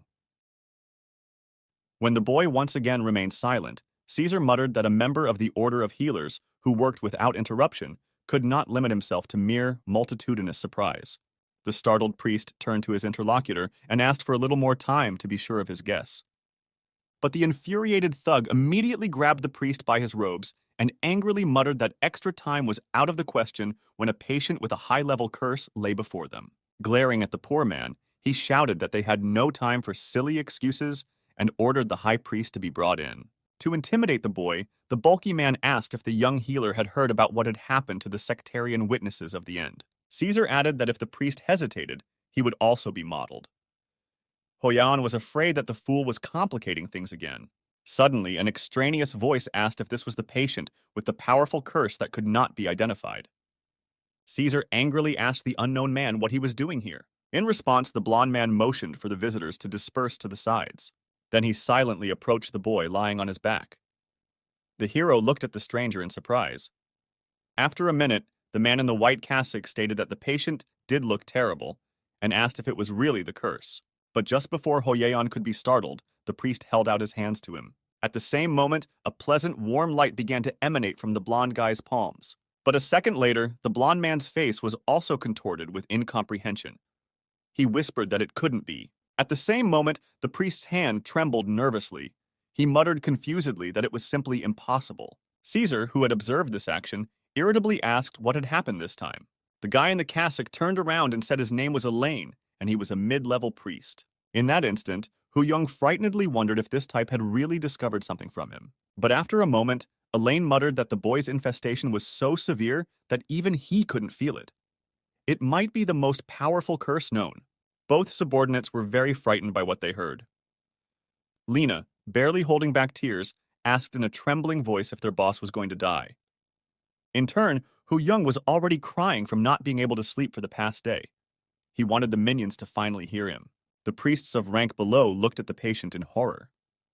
They marveled that such a powerful disease had only disfigured the boy's face. One of them said that this case would change their ideas about curses. The hero took them for idiots, as there is nowhere to take such a strong infestation. While Lena was pounding Caesar hysterically and begging him to do something, Elaine asked for the high priest to be summoned. Immediately, the player realized that things were only going to get worse now. Deciding that action had to be taken, Hoyeon summoned a mid-level priest to his side. When Elaine turned around, the guy said he'd like to discuss his illness in private. The priest agreed, and the two of them went to another room in the temple. Elaine brought the sick man to his private library. Standing in front of the patient, the priest asked him to get straight to the point and tell him what had happened. Exhaling, the boy said that it would be concerning his illness. He said that he didn't want to worry the high priest about it. Elaine interrupted the patient and mouthed that being able to study such a rare curse would greatly help his order. Trailing off, he asked the boy not to worry as they would cover any expenses. But suddenly, Hoyeon asked what would happen if the order made things worse. Looking at the bewildered priest, the hero said that everyone in the city knows what kind of reputation his companions have developed. Even the Brahm police can't catch them. They only obeyed Hoyeon. The player told his interlocutor that if he were to die suddenly, it would be the Order's territory that would be the first to suffer chaos and destruction. The room was silent for a few seconds after that statement. Then Elaine coughed thoughtfully. He said fearfully that one entrusted with such a monumental task is disfigured to the extent that he ceases to resemble a normal human being. At the same moment, Hu Young looked at his interlocutor in surprise and thought that he had looked like this since birth. But a moment later, the priest exclaimed. A great idea had occurred to him. He immediately slapped his hands nervously on the table. The priest looked at the patient judgmentally and asked if the patient knew from the beginning what was really happening to him. The hero looked at Elaine in amazement and didn't know what to say to him. At the same moment, the blond man suddenly cried, and in a trembling voice marveled that the boy was enduring a curse that even a high priest could hardly handle, thus condemning himself to a quick death just to hold off those brigands. Raising his hands to him, the priest turned to the god of healing and asked, "Isn't that the chief human virtue, the willingness to self-sacrifice?" Hoyeon thought frustratedly that he was getting tired of all this baseless speculation. Clutching his face, he rose from his chair and mumbled that he had nothing more to say and had to go. But suddenly Elaine stopped the patient. He gave a grandiose shout that no matter how strong the curse was, he could slow its spread. At the same moment, a bright energy sphere began to form in his hand. Vapor began to emanate from Hu Yong's body. He felt a surge of strength, and the system notified him that he had received the inspiration of the Order of Healers. The game then added that all negative effects were removed from the hero. The boy turned around and asked the priest what he had just done. The priest shouted out that he was a servant of the great healing mission. Clutching the cross in his hand, he asked Hoyeon hopefully if he could join the group. This turn of events came as a complete surprise to the guy. Elaine added that he didn't want money or fame. Looking at the patient, he asked enthusiastically if he could follow the hero. At that moment, the system reported that a mid-level priest named Elaine wanted to join the group. Hoyeon thought that any team could use a healer. In a normal situation, one would have to pay a lot of money to hire such a companion. Until Elaine's words about not needing anything from the hero, the guy thought that in the early stages of the game, such a luxury would have been beyond his means. However, this blond man under the special terms of joining could join the squad for free. The boy was shocked that such possibilities were provided by the game. Hoyeon marveled that he had been unsurprisingly lucky to have useful companions in this passage. However, such luck was hard to explain by charisma alone. Given that you've been in the Order for a long time, you'll probably only join a stranger if you're a newcomer looking to gain experience and practice. However, the fact that Elaine was a mid-level priest was unthinkable luck. Thus, Hoyeon could skip several stages at once. The hero thought that it didn't matter how good he was, since this wasn't the first oddity in the game. At that moment, the priest asked him if he wasn't good enough. But at this point, the guy thought that maybe the game had a special treatment for former top runners. Just then, Elaine asked in surprise, wondering if the boy was doubting the Order's abilities. However, the hero at this point thought that such simplicity could be justified by the developers, who would definitely want all the benefits if he became a ranker with their help. After pondering this, Hoyeon turned to the priest. Late explained that in his group, every member puts his life on the line. Determination alone would not be enough even for simple survival. Some time passed after this conversation. The priests of the lower ranks came to Elaine. They looked at the priest in surprise and asked if he was all right. The blond man was shaking at this point, barely containing his emotions. The protagonist continued on his way with his companions. Lena noted that the boss's face looked much better now and wondered what they were doing with this priest. That very second, Elaine, who was in his library, shouted out that this boy was very unhappy. Turning to his companions, he invited them to pray for the fellow. An hour later, the sun finally left the sky over Bram. After a long and tedious walk, the heroes came to a tavern in one of the alleys. Hoyeon was finally exhausted. For a long time at the table, neither he nor his partners uttered a word. Suddenly, the tense silence was interrupted by Lena. She wondered why the boss's face was so radiant but still so ugly. As they munched on the chicken, Caesar agreed with the wench and asked the master if there was anything he was dissatisfied with. Clutching his head with his hands, the hero replied that, in truth, he didn't want to blame anyone. But still, they stopped doing even the simplest of tasks. Both henchmen seemed to have no idea what their superior was talking about. But suddenly, Caesar jumped on Lena and asked if she had messed up again. The girl retorted that she resented why he was talking about her again. At the same second, the hero shouted, interrupting the growing conflict. Going on, Hoyeon said that none of this makes sense. However, there was a way out of this situation, and he thought about it carefully, and reiterated that he wasn't blaming anyone. At these words, both partners stopped paying attention to each other and stared at the boss. The guy then mouthed what he thought was eloquence. In the game, eloquence allows you to get something out of nothing. This skill grows depending on achievements. Immediately, Lena replied that it sounded like some kind of nonsense. In response, Hoyeon angrily muttered that arrogant bandits like her were required to possess this ability. Realizing that the information does not come quickly to these dull-witted people, the guy decided to demonstrate the skill in practice. Turning toward the bar, he called out to the owner of the establishment. A few seconds later, a big man in a chef's apron appeared in front of him. Looking down at the visitor, he asked what he could do to serve. The boy asked the host to look at their table. Pointing to the abundance of plates, he remarked that their company had ordered quite a bit of food. Upon examining the table, the chef confirmed that this was indeed the case. The hero turned to the owner of the establishment again and said that thanks to them, the tavern had made a nice profit. Hu Young then activated his eloquence skill and asked if they were entitled to any bonus from the establishment. Such an unexpected request surprised his subordinates. However, the old man calmly looked at his visitor and only nodded his head meaningfully. Cam waved his hand and replied that there would be no problem with that. Turning his head toward the bar, the owner of the place shouted that each of the three of them was entitled to a mug of beer on the house. Calling the bartender over, the old man ordered him to bring the drinks to the fourth table. The protagonist confidently said that with this skill, many possibilities opened up, and it was even possible to do without violence. But no sooner had the boy finished speaking than Caesar jumped up from his seat and pounded his hand on the table. The startled owner of the establishment immediately turned back around. He repeated his host's words about eloquence being empowering. Just then his eyes sparkled, and the bulky man said he understood now. Immediately afterward, Caesar called out to his host. Just then the tavern keeper turned around. At that moment, the big man said that the old man must have misunderstood. Caesar noticed that's not what his boss really wanted.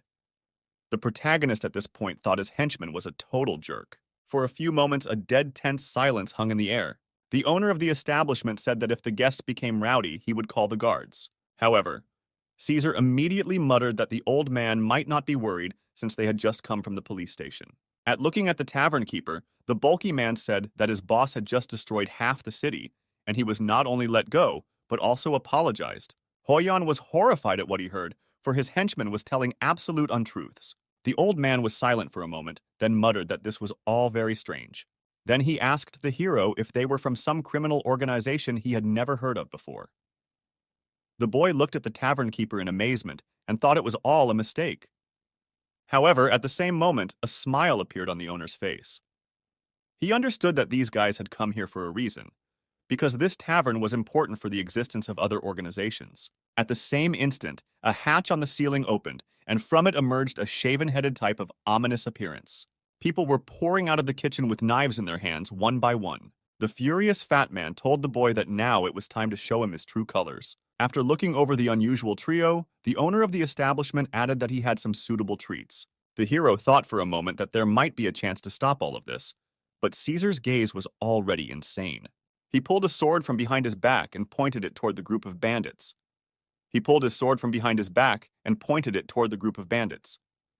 Waving his weapon, he shouted that he wanted to take the entire tavern. The boy standing behind him realized that the dumbasses had misunderstood him again. At the same moment, Caesar soared into the air above the bandits. The people across the street were stunned. They had not expected such a leap from such a tall man. With one swing, Caesar slashed several people at once. At the same second, the game announced the start of an unexpected event. In it, you had to show all your abilities to the members of the secret group hiding in the tavern. The owner of the establishment rose to his feet. He looked straight ahead. Turning around, the old man realized that half of his men hadn't even survived the first blow. Immediately, he shouted for his subordinates to spread out, because otherwise, if they stood in a bunch, they would all be killed. However, the owner of the establishment did not notice the girl sneaking up behind him. Lena shouted that the old man had forgotten all about her. Immediately, the tavern keeper began begging the young assassin to spare him. Hoyeon, meanwhile, was surprised to see the mayhem going on in the inn. These people were no longer trying to fight. They were running away from the two scary types. At that second, the game announced that if the partners won, the tavern would belong to the player. Some time had passed after the battle began. The innkeeper had miraculously survived and was standing there trying to catch his breath. Bowing to the strange visitors, the old man said it was his fault. Just then, He added that he didn't immediately realize from the guy's face how cruel these guys were. The hero wondered again why everyone around him was emphasizing his face. Seating the bound captives across the room, the guy said it was too late to regret anything. But then he became interested in one detail. He pointed his finger at Lena, said that she was his subordinate, and asked the innkeeper how he knew her. The old man replied that it was a sin not to know this girl, for she was a member of their organization and was a first-class fighter. At one point, however, she unexpectedly destroyed one of their units, and now she is being searched for all over the city. The girl asked in surprise if she was really being hunted. In that very second, he realized that all this time a secret criminal organization had been following them on their heels. And since that's the case, the people around him think he and Caesar are criminals too. The hero came to the conclusion that they had crossed the line a long time ago. Too many events had originally led them to this point. It turns out that one way or another, there was no turning back. And since there's nothing to change now, it's time to just go with the flow. Hoyeon looked angrily at the innkeeper and asked why they were chasing his subordinate. He also wondered if those guys had been following them all this time. From such a sudden change of mood, the old man was taken aback and could not answer at once. Realizing that the innkeeper wasn't going to answer, the hero explained that in that case, these people were witnesses, and there was no need to let them live now. The gang members were horrified by such news. At that moment, the guy thought that if nothing could be changed, then he would act in accordance with his reputation. Turning his back to the captives, the guy ordered Lena to clean up more thoroughly this time. But at that moment, the owner of the place asked her to wait. Out of a last hope, he shouted, something true would be behind the kid, and they were ready to obey him. The boy stopped in place. For a moment, he seemed to like the suggestion. However, he then sharply and uncompromisingly replied that now these people would do anything to save their miserable lives, and that would not fly with him. However, the innkeeper kept begging him to think about it. He said that it wasn't just that, it was just that things weren't running smoothly in their organization. A satisfied Lena leaned over her captive and asked if things had gone downhill since she left. However, the owner of the establishment sadly stated that as of late, their organization is no longer what it used to be. And it was all about some rookie. He was a strange but bright kid with a snake tongue who managed to gain the trust of the management and propose a new business plan. Before this young man came here, this tavern used to pay for itself all the time. However, soon after implementing the new business plan, their inn fell into disrepair because it stopped making a profit. Barely holding back tears, the old man said that they already appeared in a bad light because of security issues, and now they had lost everything. Realizing what he was being given to say, the innkeeper remarked that this boy used to be a simple pickpocket. Summarizing, he exclaimed that great things awaited them under Hoyong's leadership. Certainly, this would be made possible by the intimidating power the guy's subordinates have. However, the very horrible face of the boss would also strike fear into everyone around him. The old man went on to say that their tavern and the boss's abilities would be able to form an incredible synergy that would help elevate everyone. However, at that moment, Lena ordered the innkeeper to shut up, as the boss had no tolerance for those who could only scratch their tongues. However, at the same second, the boy suddenly ordered his charge to stop. After a brief pause, he stated that he had listened to the old man's suggestion. Turning to the captives, he clenched his fist and said he was willing to accept this contract. Lena shouted angrily that she didn't understand why the boss trusted some criminals. After all, these scoundrels could betray them at any opportunity. However, the hero replied that if the organization found out that these people were unable to stop some innkeepers, so also repaired to them, then all of them would die. Looking at the girl, the guy said that either way these guys are corpses, so they have no choice. Looking at the captives, the hero muttered that if they wanted to prolong their miserable lives even a little longer, they needed to be reborn and swear allegiance to Wilhelm Meyer. At the same moment, Hu Young activated the boss spirit ability, and there was absolute silence all around. At this point, the game announced that the event had been completed. The notification stated that the criminals of the tavern were now subject to the player, and the inn in the alley was the hero's territory. After all the captives were untied, the old man immediately bowed at the guy's feet. Shivering with his whole body, he forced himself to kiss his new master's boots. The game stated that the player could now collect a portion of the profits from his subordinates and charge them for protection.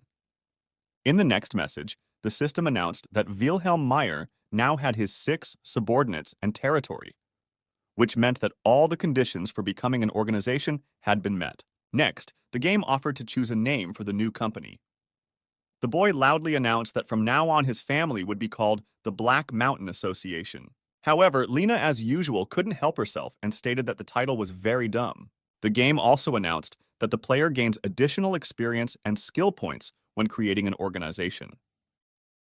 And his company is a key element of the game for the boss class. Turning to his subordinates, the ringleader said that the slogan of his organization would also be loyalty or death. An excited Caesar asked his boss what his immediate goals were. The hero replied that the Black Mountain Association's main objective was to conquer the labyrinth. Lena immediately noted that such a goal didn't sound too good for his organization. The boy looked menacingly at his subordinate and said that power and wealth were also important, but he desired much more.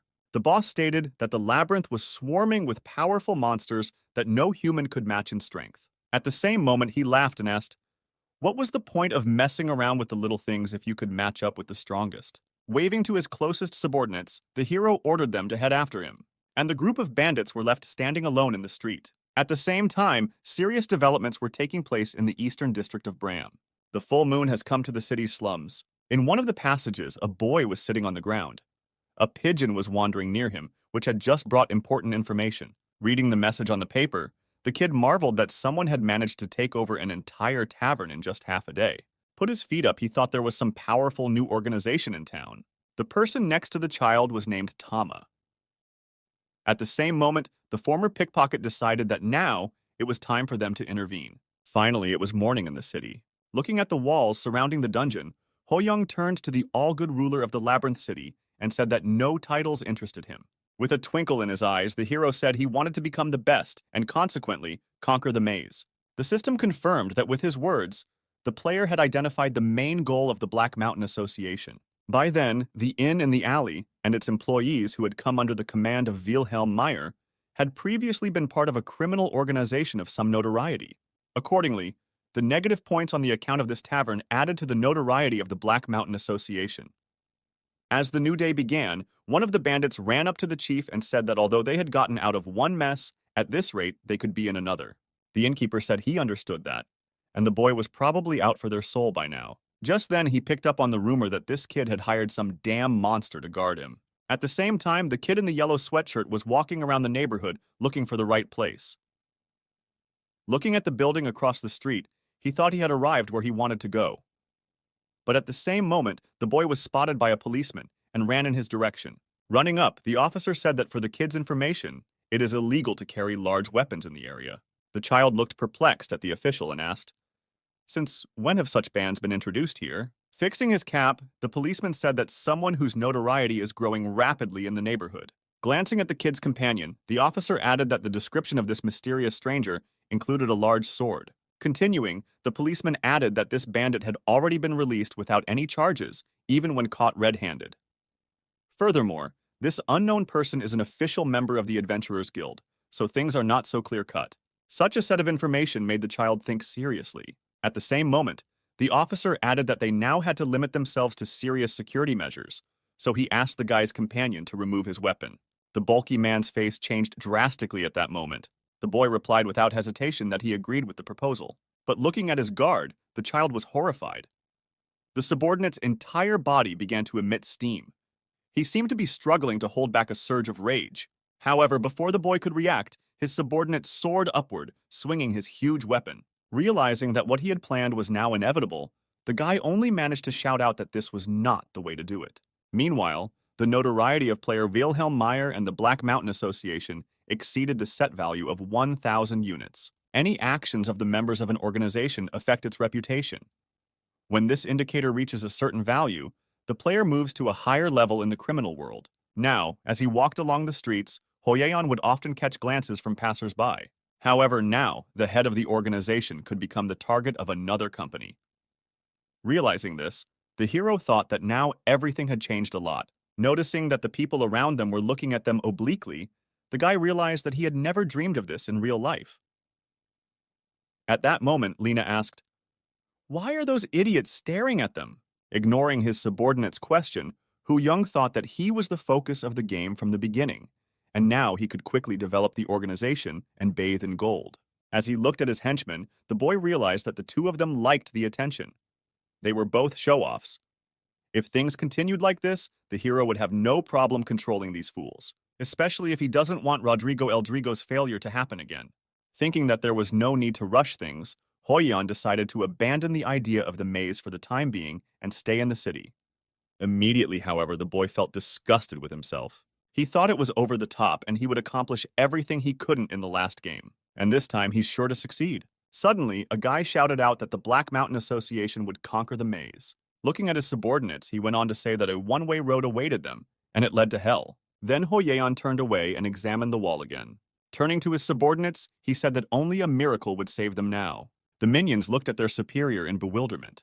Turning around, the player clenched his fist and asked if they were ready to go with Wilhelm Meyer and work this miracle.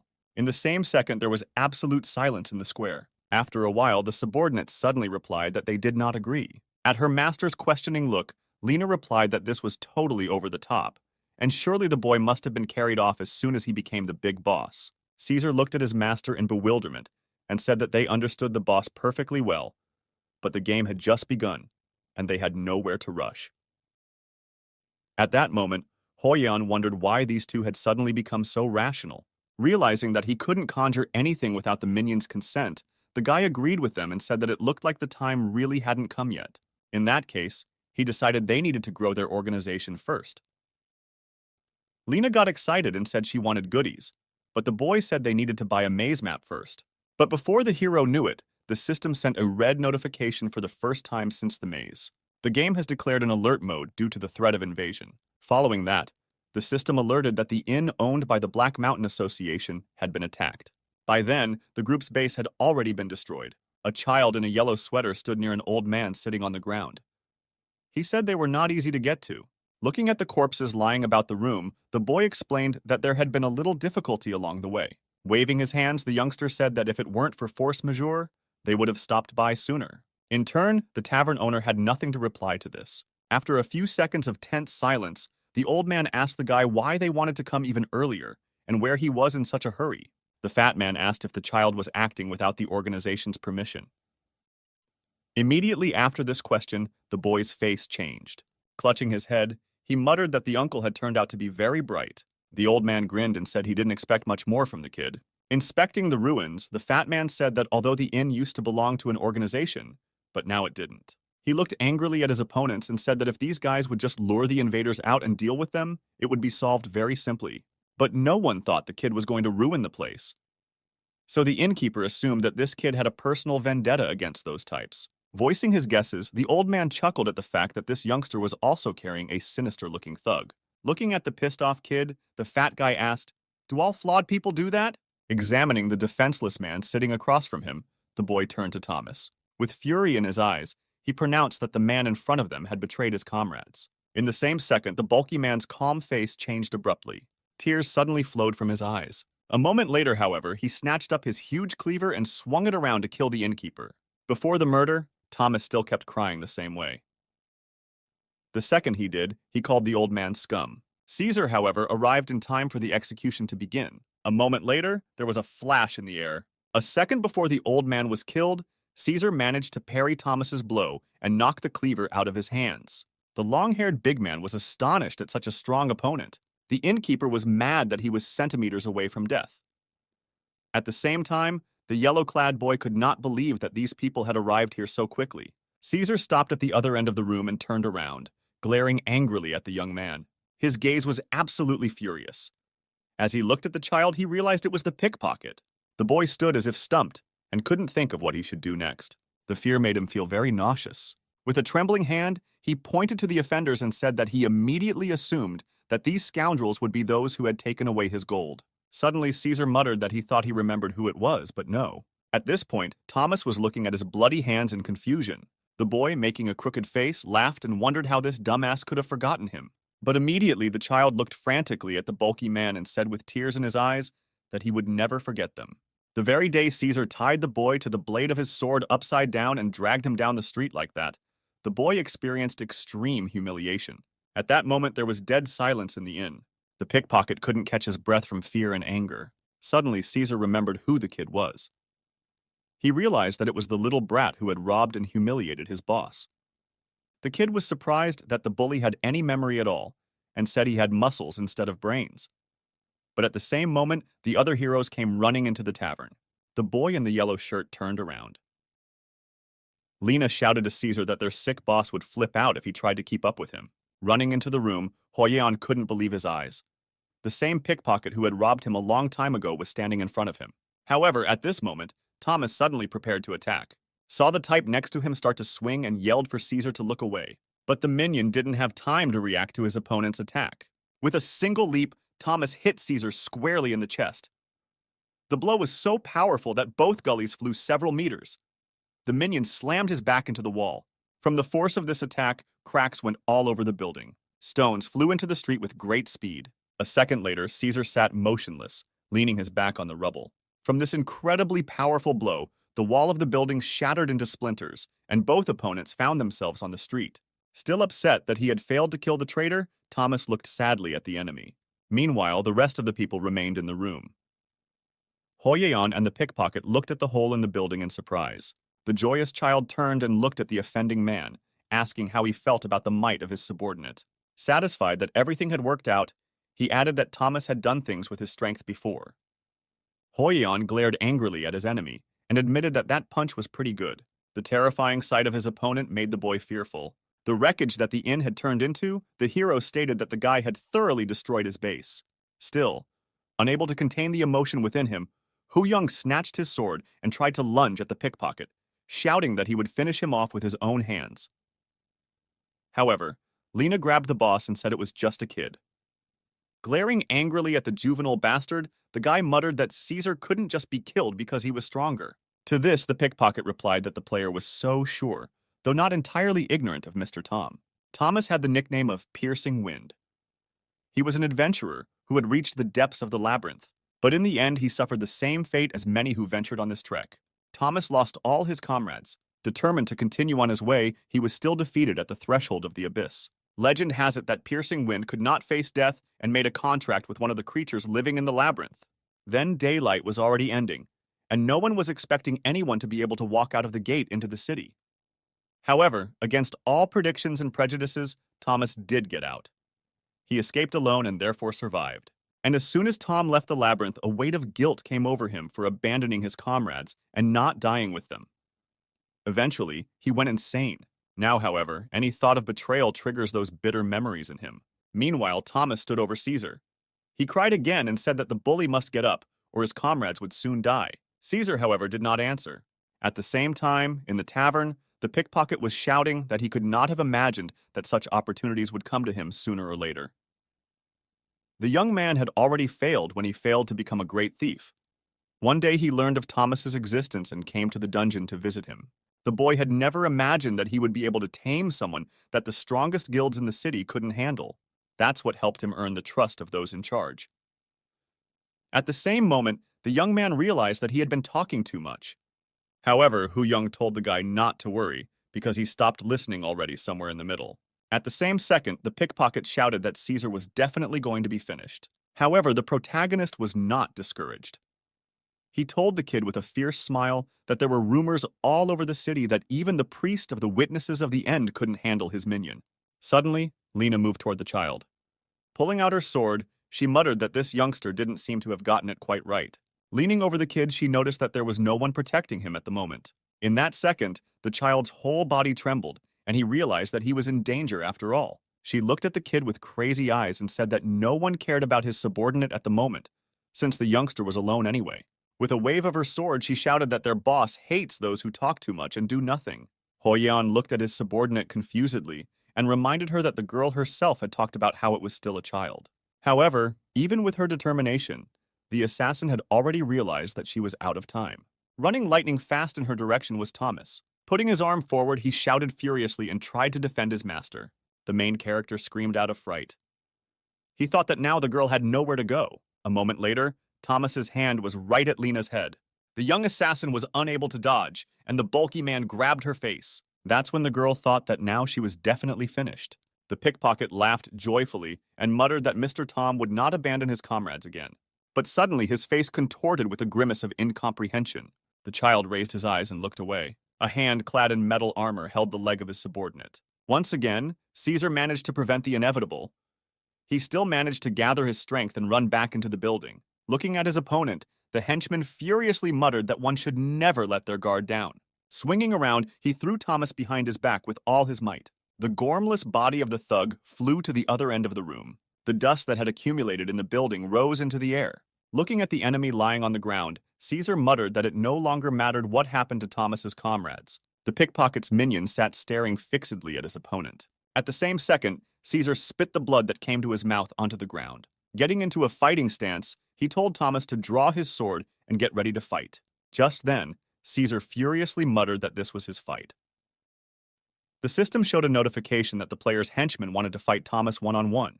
From such information, both Hoyeon and Lina were greatly surprised. The pickpocket's henchman flashed his eyes and glared at his foe. He then leaned on his weapon and stood up. The game notified the start of the random event Runaway Warrior. In the description of this unexpected quest, it was stated that Thomas is gnawed with guilt for abandoning his comrades. Prior to this, the thug projects his fear of the labyrinth onto Caesar, whom he represents as the danger he was then facing. Minion rose heavily to his feet and swung his cleaver, preparing for battle. The description of the event also stated that Thomas believed that defeating Caesar would help him rid himself of a heavy load of guilt. The player was horrified to read that the thug had never felt such despair before, so he was pushing the limits of his body. The main task for the protagonist at this point was to survive under a furious hail of berserk blows filled with life force. Caesar, however, did not seem to believe that his opponent was serious. He looked at Thomas with a smile and chuckled softly. A moment later, the berserker struck the first blow with his cleaver. A battle between two colossally powerful creatures began. Their blows split the air and created strong air currents. Hoyeon covered himself with his hand and muttered that he couldn't believe that such a gust of wind could be caused by simply swinging the ball. Suddenly, the guy turned to Lina and asked her if she wanted to help. The girl looked at the battlefield again. Both opponents had absolutely crazy eyes. She said she only specialized in stealthy murders. Lina asked her boss if he really wanted to lose two subordinates at once. Meanwhile, the two monsters dealt crushing blows to each other. Both minions were too good, and it was hard to tell who had taken the initiative. It seemed that both enemies had entered a certain rhythm of combat. However, Thomas suddenly blocked the blow unconventionally. Such movement threw Caesar off his rhythm a bit. Calling the moment received, Thomas swung his axe and practically hit his opponent's body. The terrified Hoyeon and Lina only had to brace themselves with their arms against the air currents. Looking at the fighting hulks, the boy marveled at Thomas's punch. He couldn't believe that someone had managed to alienate Caesar himself. With his awkward punch, the pickpocket minion made the hero's henchman jump. Given that the battle was fought at fairly high speeds, Caesar was in a vulnerable position. The bulky man himself also realized this, but he had no choice. Suddenly, the system once again showed a red notification. Thomas's hand became very tense. A powerful aura formed around it. The game announced that the bulky man was preparing a lethal shot of piercing wind. Swinging his cleaver, Thomas flew into the air following Caesar. The attack, called Hawk's Storm Gust, created an energy wave that headed straight towards the minion. The impact threw Caesar's body to the side again. He flew across the building again and punched the wall with his back. There was steam coming from Thomas, who was on the ground. He was sure his opponent had not survived. Hoyeon looked at the result of the bulky man's work in horror. He found it hard to believe that Caesar was gone. Suddenly, a boy emerged from behind the rubble. He laughed at the fact that his minion had so easily defeated the enemy's henchman. Just then, he mockingly asked Hoyeon, did he really think his slave would survive such a blow? Pointing to the wall of the house, the pickpocket said his Caesar was probably cut in half. Just then, the boy called Thomas over and asked him to look at these types. The joyful child muttered that the two of them were shaking in front of the unimaginable power of the unstoppable wind. Continuing to taunt his subordinate, the pickpocket shouted that these cowards were just watching their comrade die. Thomas was in floods of tears again, and through a shaky voice called the protagonist and his handmaiden Scum. At that moment, Hoyeon had already accepted defeat and was trying to understand how everything had come to this point. He couldn't believe that the initial tasks, which he thought were completely useless, would have such an impact on his fate in the future. Suddenly, Lina snatched up her sword and said that it looked like it was her turn now. The angry hero asked if it couldn't have been done sooner. In the same second, the girl used the illusion ability. The angry Hoyeon lamented why he couldn't use this ability when Caesar was alive. Thomas couldn't figure out what skill the wench was trying to use. But at the same second, several clones of this Lina appeared in front of him at once. In addition, they were not standing still and were constantly spinning around. Running in front of the bulky man's face, the girl kept asking why he couldn't keep up with her. Immediately, she realized that with that speed of reaction, Thomas would never be able to keep up with her. At just the right moment, Lena found herself behind the thug's back. The girl decided that Thomas wouldn't stand a chance of surviving if she hit a vital point. However, suddenly the berserker turned around and tried to block the girl's attack. But suddenly, a huge sword flew from a breach in the wall toward the fighting men. At super speed, he knocked the axe out of the thug's hand and shoved the girl aside. The blow was so strong that Lena flew back a few meters, not understanding why she was interrupted. Left unarmed, Thomas looked calmly into the breach in the wall. The dark something asked Lena ominously, who gave her permission to interfere in this fight? Caesar, who had shown himself in the breach, shouted again that this fight was his. At the same second, Thomas rushed towards the wall without a second thought and attacked his opponent. As both thugs lost their swords, further battle was fought on fists. In a flurry of fighting, they grabbed hands and began trying to push each other back. The further battle was more like a monotonous struggle. The main factor of victory was to be the exhaustion of the enemy. Caesar and Thomas looked at each other with hatred. The grips were getting stronger by the second. A normal person's hand would have broken long ago. Suddenly, Caesar asked his opponent with a smile, why was he so obsessed with his fallen comrades? After Thomas didn't answer, the blonde thug suggested that perhaps, at the most crucial moment, Wind had been betrayed by the one he trusted most. In the same second, the minion's face changed significantly. Realizing that he had succeeded in pressing the very point, Caesar asked why Thomas was clinging to this pathetic idea. After all these people are simply a necessity. Continuing to finalize his thought, Caesar assumed that Thomas himself was simply too weak at that moment. However, even after going through the entire maze and earning a name for himself, Unbridled Wind never realized how the world worked. And in this world, in Caesar's opinion, there was no place for weaklings. Hoyeon stared at his subordinate in amazement. The hero didn't feel strong, so he took the minion's words personally. At the same second, Caesar gradually began to press on his opponent. Slowly pushing past Thomas, the bulky man muttered that he could never be defeated by some weakling. Looking at his opponent's weeping eyes, Caesar muttered that he had already missed his chance. However, from that very moment, the berserk aura gradually began to intensify. His pupils began to vibrate frantically, and blood flowed from his eyes. Thomas remembered his partner, fighting a mob of demons on that fateful day. He'd lost control for a moment, and the situation had become unsolvable. Surrounded on all sides, the girl had no hope of getting out alive. Crying, she looked at her partner and asked him to make sure he survived. These bitter memories caused a powerful surge of strength to the berserker's body. His veins all over his body began to swell. It seemed that Thomas himself began to grow in size. Suddenly, blood spurted from his head. Vessels began to burst all over the berserker's body. In pain and despair, he threw his head up and screamed. This scene caused the three characters who had been watching the battle the entire time to be shocked. Seeing his subordinate begin to disintegrate into pieces, the young pickpocket cried and screamed. At that moment, the system alerted that Thomas's rage had exceeded the limit of what he could handle. Streams of blood gradually began to flow into the aura of the defeated berserker. Hoyeon looked on in horror at what was happening. When he was pouring points into Caesar, he couldn't even believe that he would see something like this. The enraged berserk is the most difficult opponent of the initial stage of the game. That's why the guy didn't expect his minion to be able to handle this task. However, against all odds, this nutcase did. Looking at his crumbling opponent, Caesar began to mock him. Asking if he had lost the last of his strength, he called Thomas a wretch. Searing his enemy with his gaze, the thug asked the berserker if he realized how wrong he had been all along. At this moment, all three observers were horrified by this bastard's bloodthirstiness. Caesar looked fiercely into his enemy's eyes and said that the only thing he needed to avoid such a stupid defeat was the boss. Hoyeon looked questioningly at his subordinate. Thomas had already fallen to his knees, but Caesar kept pushing. He had said that comrades were always on the same level. However, in a really difficult situation, such ties will be instantly broken. And in such a situation, only a strong leader can save the day. Shouting frantically in the face of his defeated rival, Caesar declared that it was only for the sake of his boss that he could put his life on the line. With a sizzling look at Thomas, the bulky man added that any friends could be passed on, but not the master.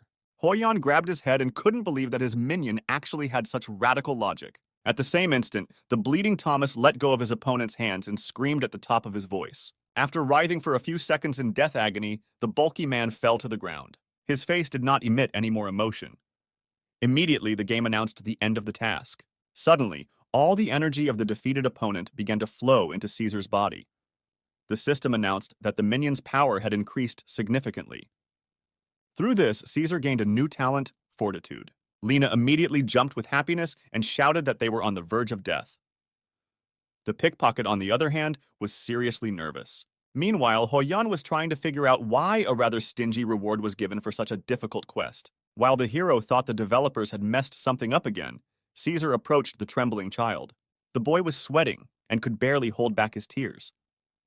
It seemed that he could not accept the fact that he had lost. Unexpectedly, Caesar spat blood from his mouth for the second time. At that moment, the hero thought they had won thanks to his insanely competent subordinate. However, Lena called out to the boss in surprise and pointed her finger at the bulky man. In the same second, the stubbornly fighting Caesar fell to the ground without strength. The sounds of clanking metal armor echoed through the dark corridor of the cave. A tired Caesar walked through the darkness with his head down. The system signaled the start of a special event. Walking up to the boss, the henchman reported that he had torn everyone to pieces this time as well. The guy standing with his back to the bully slowly turned his head. He glanced irritably at the worthless subordinate and asked if he was really sure of what he was saying. Caesar looked fearfully at his host and tried to understand what he was talking about. However, in the next instant, the monster lowered his gaze to his chest. His armor had been cleaved in two. At the same moment, the boss muttered that you couldn't tell from the look of his henchman that everything had gone smoothly. Without turning to his slave, Hu Yung asked if he really called it a victory. When the henchman remained silent, the hero declared that true victory is always flawless and unblemished. But at the same time, Caesar's skills, inappropriate behavior, and dirty work are no match for a great boss organization. At the same second, the henchman's face was contorted with horror. He asked his master in a trembling voice, "Is it really as he thought?" Guy replied that as of this moment, Caesar was fired. Suddenly, a powerful energy wave ripped through the space around him. The thug was horrified at what he heard and didn't know what to do. At that moment, his eyes were bloodshot, and he glared at his boss in rage. It was then that he realized it was just a dream. Swinging his sword, Caesar accelerated and ran towards the boss. He shouted that his boss would never test his loyalty in such a way. The hero standing opposite him leisurely turned his head. At the same second, Caesar woke up. Though his awakening was not a peaceful one, yet sudden movements were hindered by the wounds he had received. Taking a breath, the bulky man slowly raised himself up on the bed, holding his chest with his right hand. Suddenly, Caesar found a note lying on the dresser to his left. The message told the henchman to look for them in the town hall upon awakening.